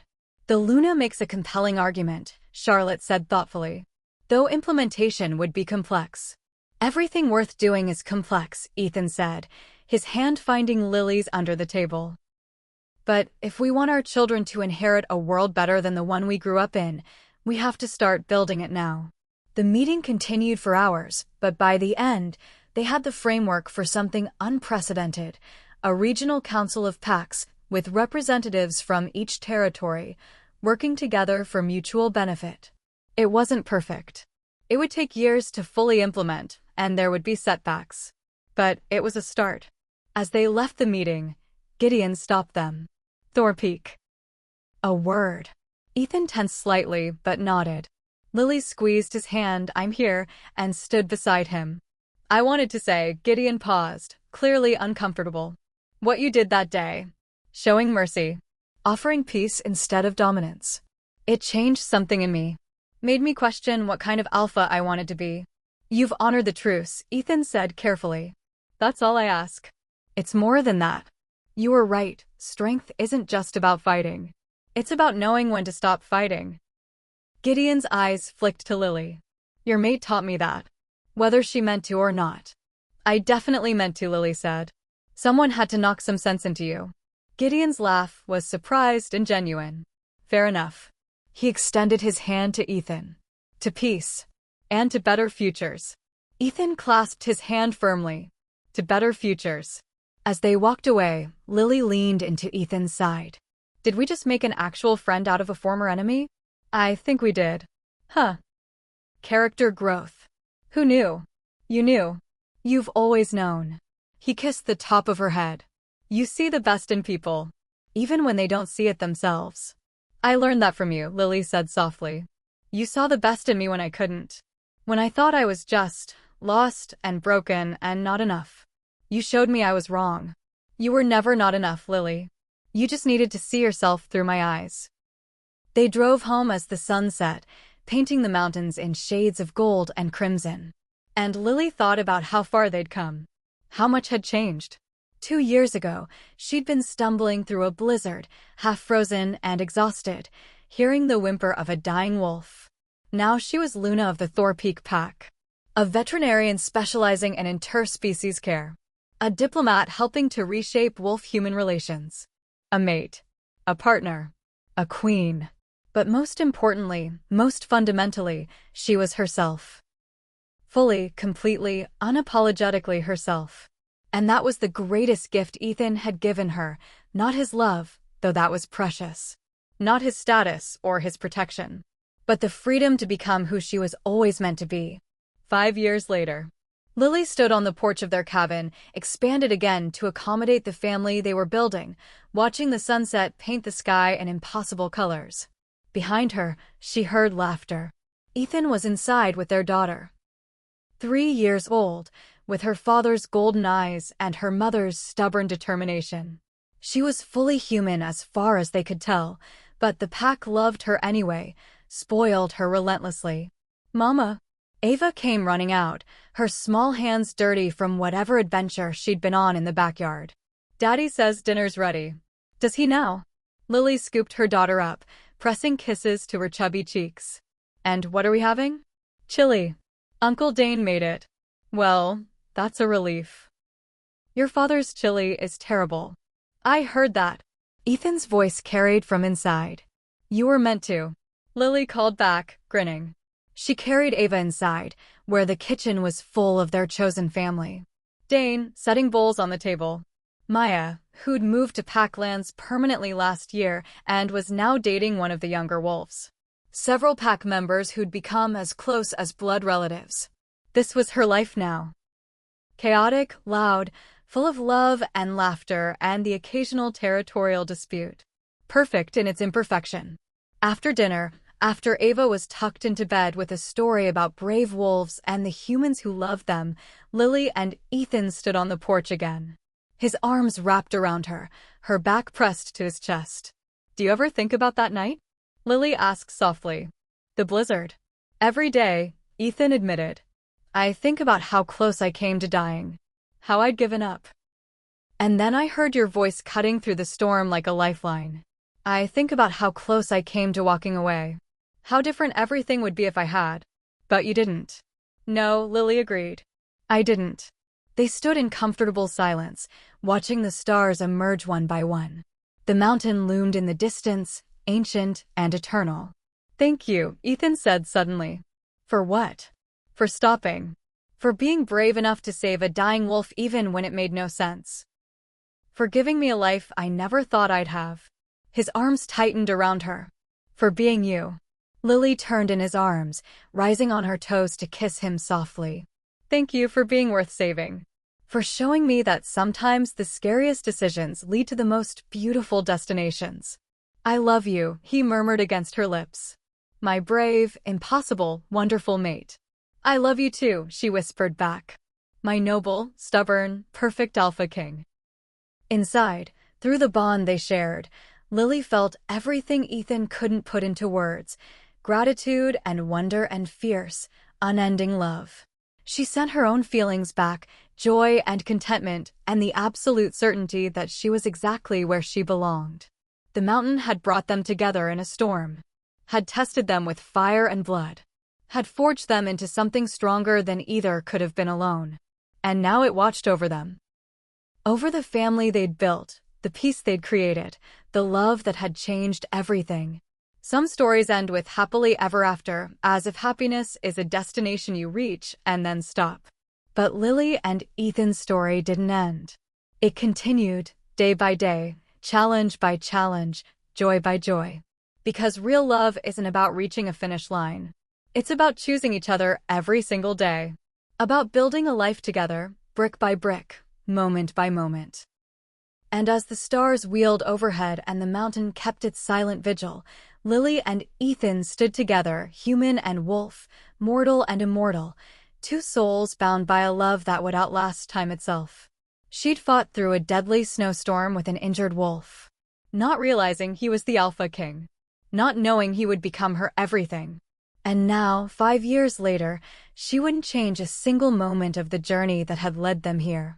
To home, to family, to love, to forever. And there you have it, everyone. Lily and Ethan's complete story, from that fateful night on the mountain to building a life, a family, and a legacy together. Thank you so much for taking this journey with me. If you loved this story, please hit that subscribe button and drop a comment telling me your favorite part. Was it the initial rescue? The confrontation with Gideon? The mate bond ceremony? I want to know. And if there's another story you'd like me to tell, leave suggestions below. Until next time, remember, sometimes the bravest thing you can do is stop and help someone in need. You never know where it might lead. Thanks for watching, and I'll see you in the next story.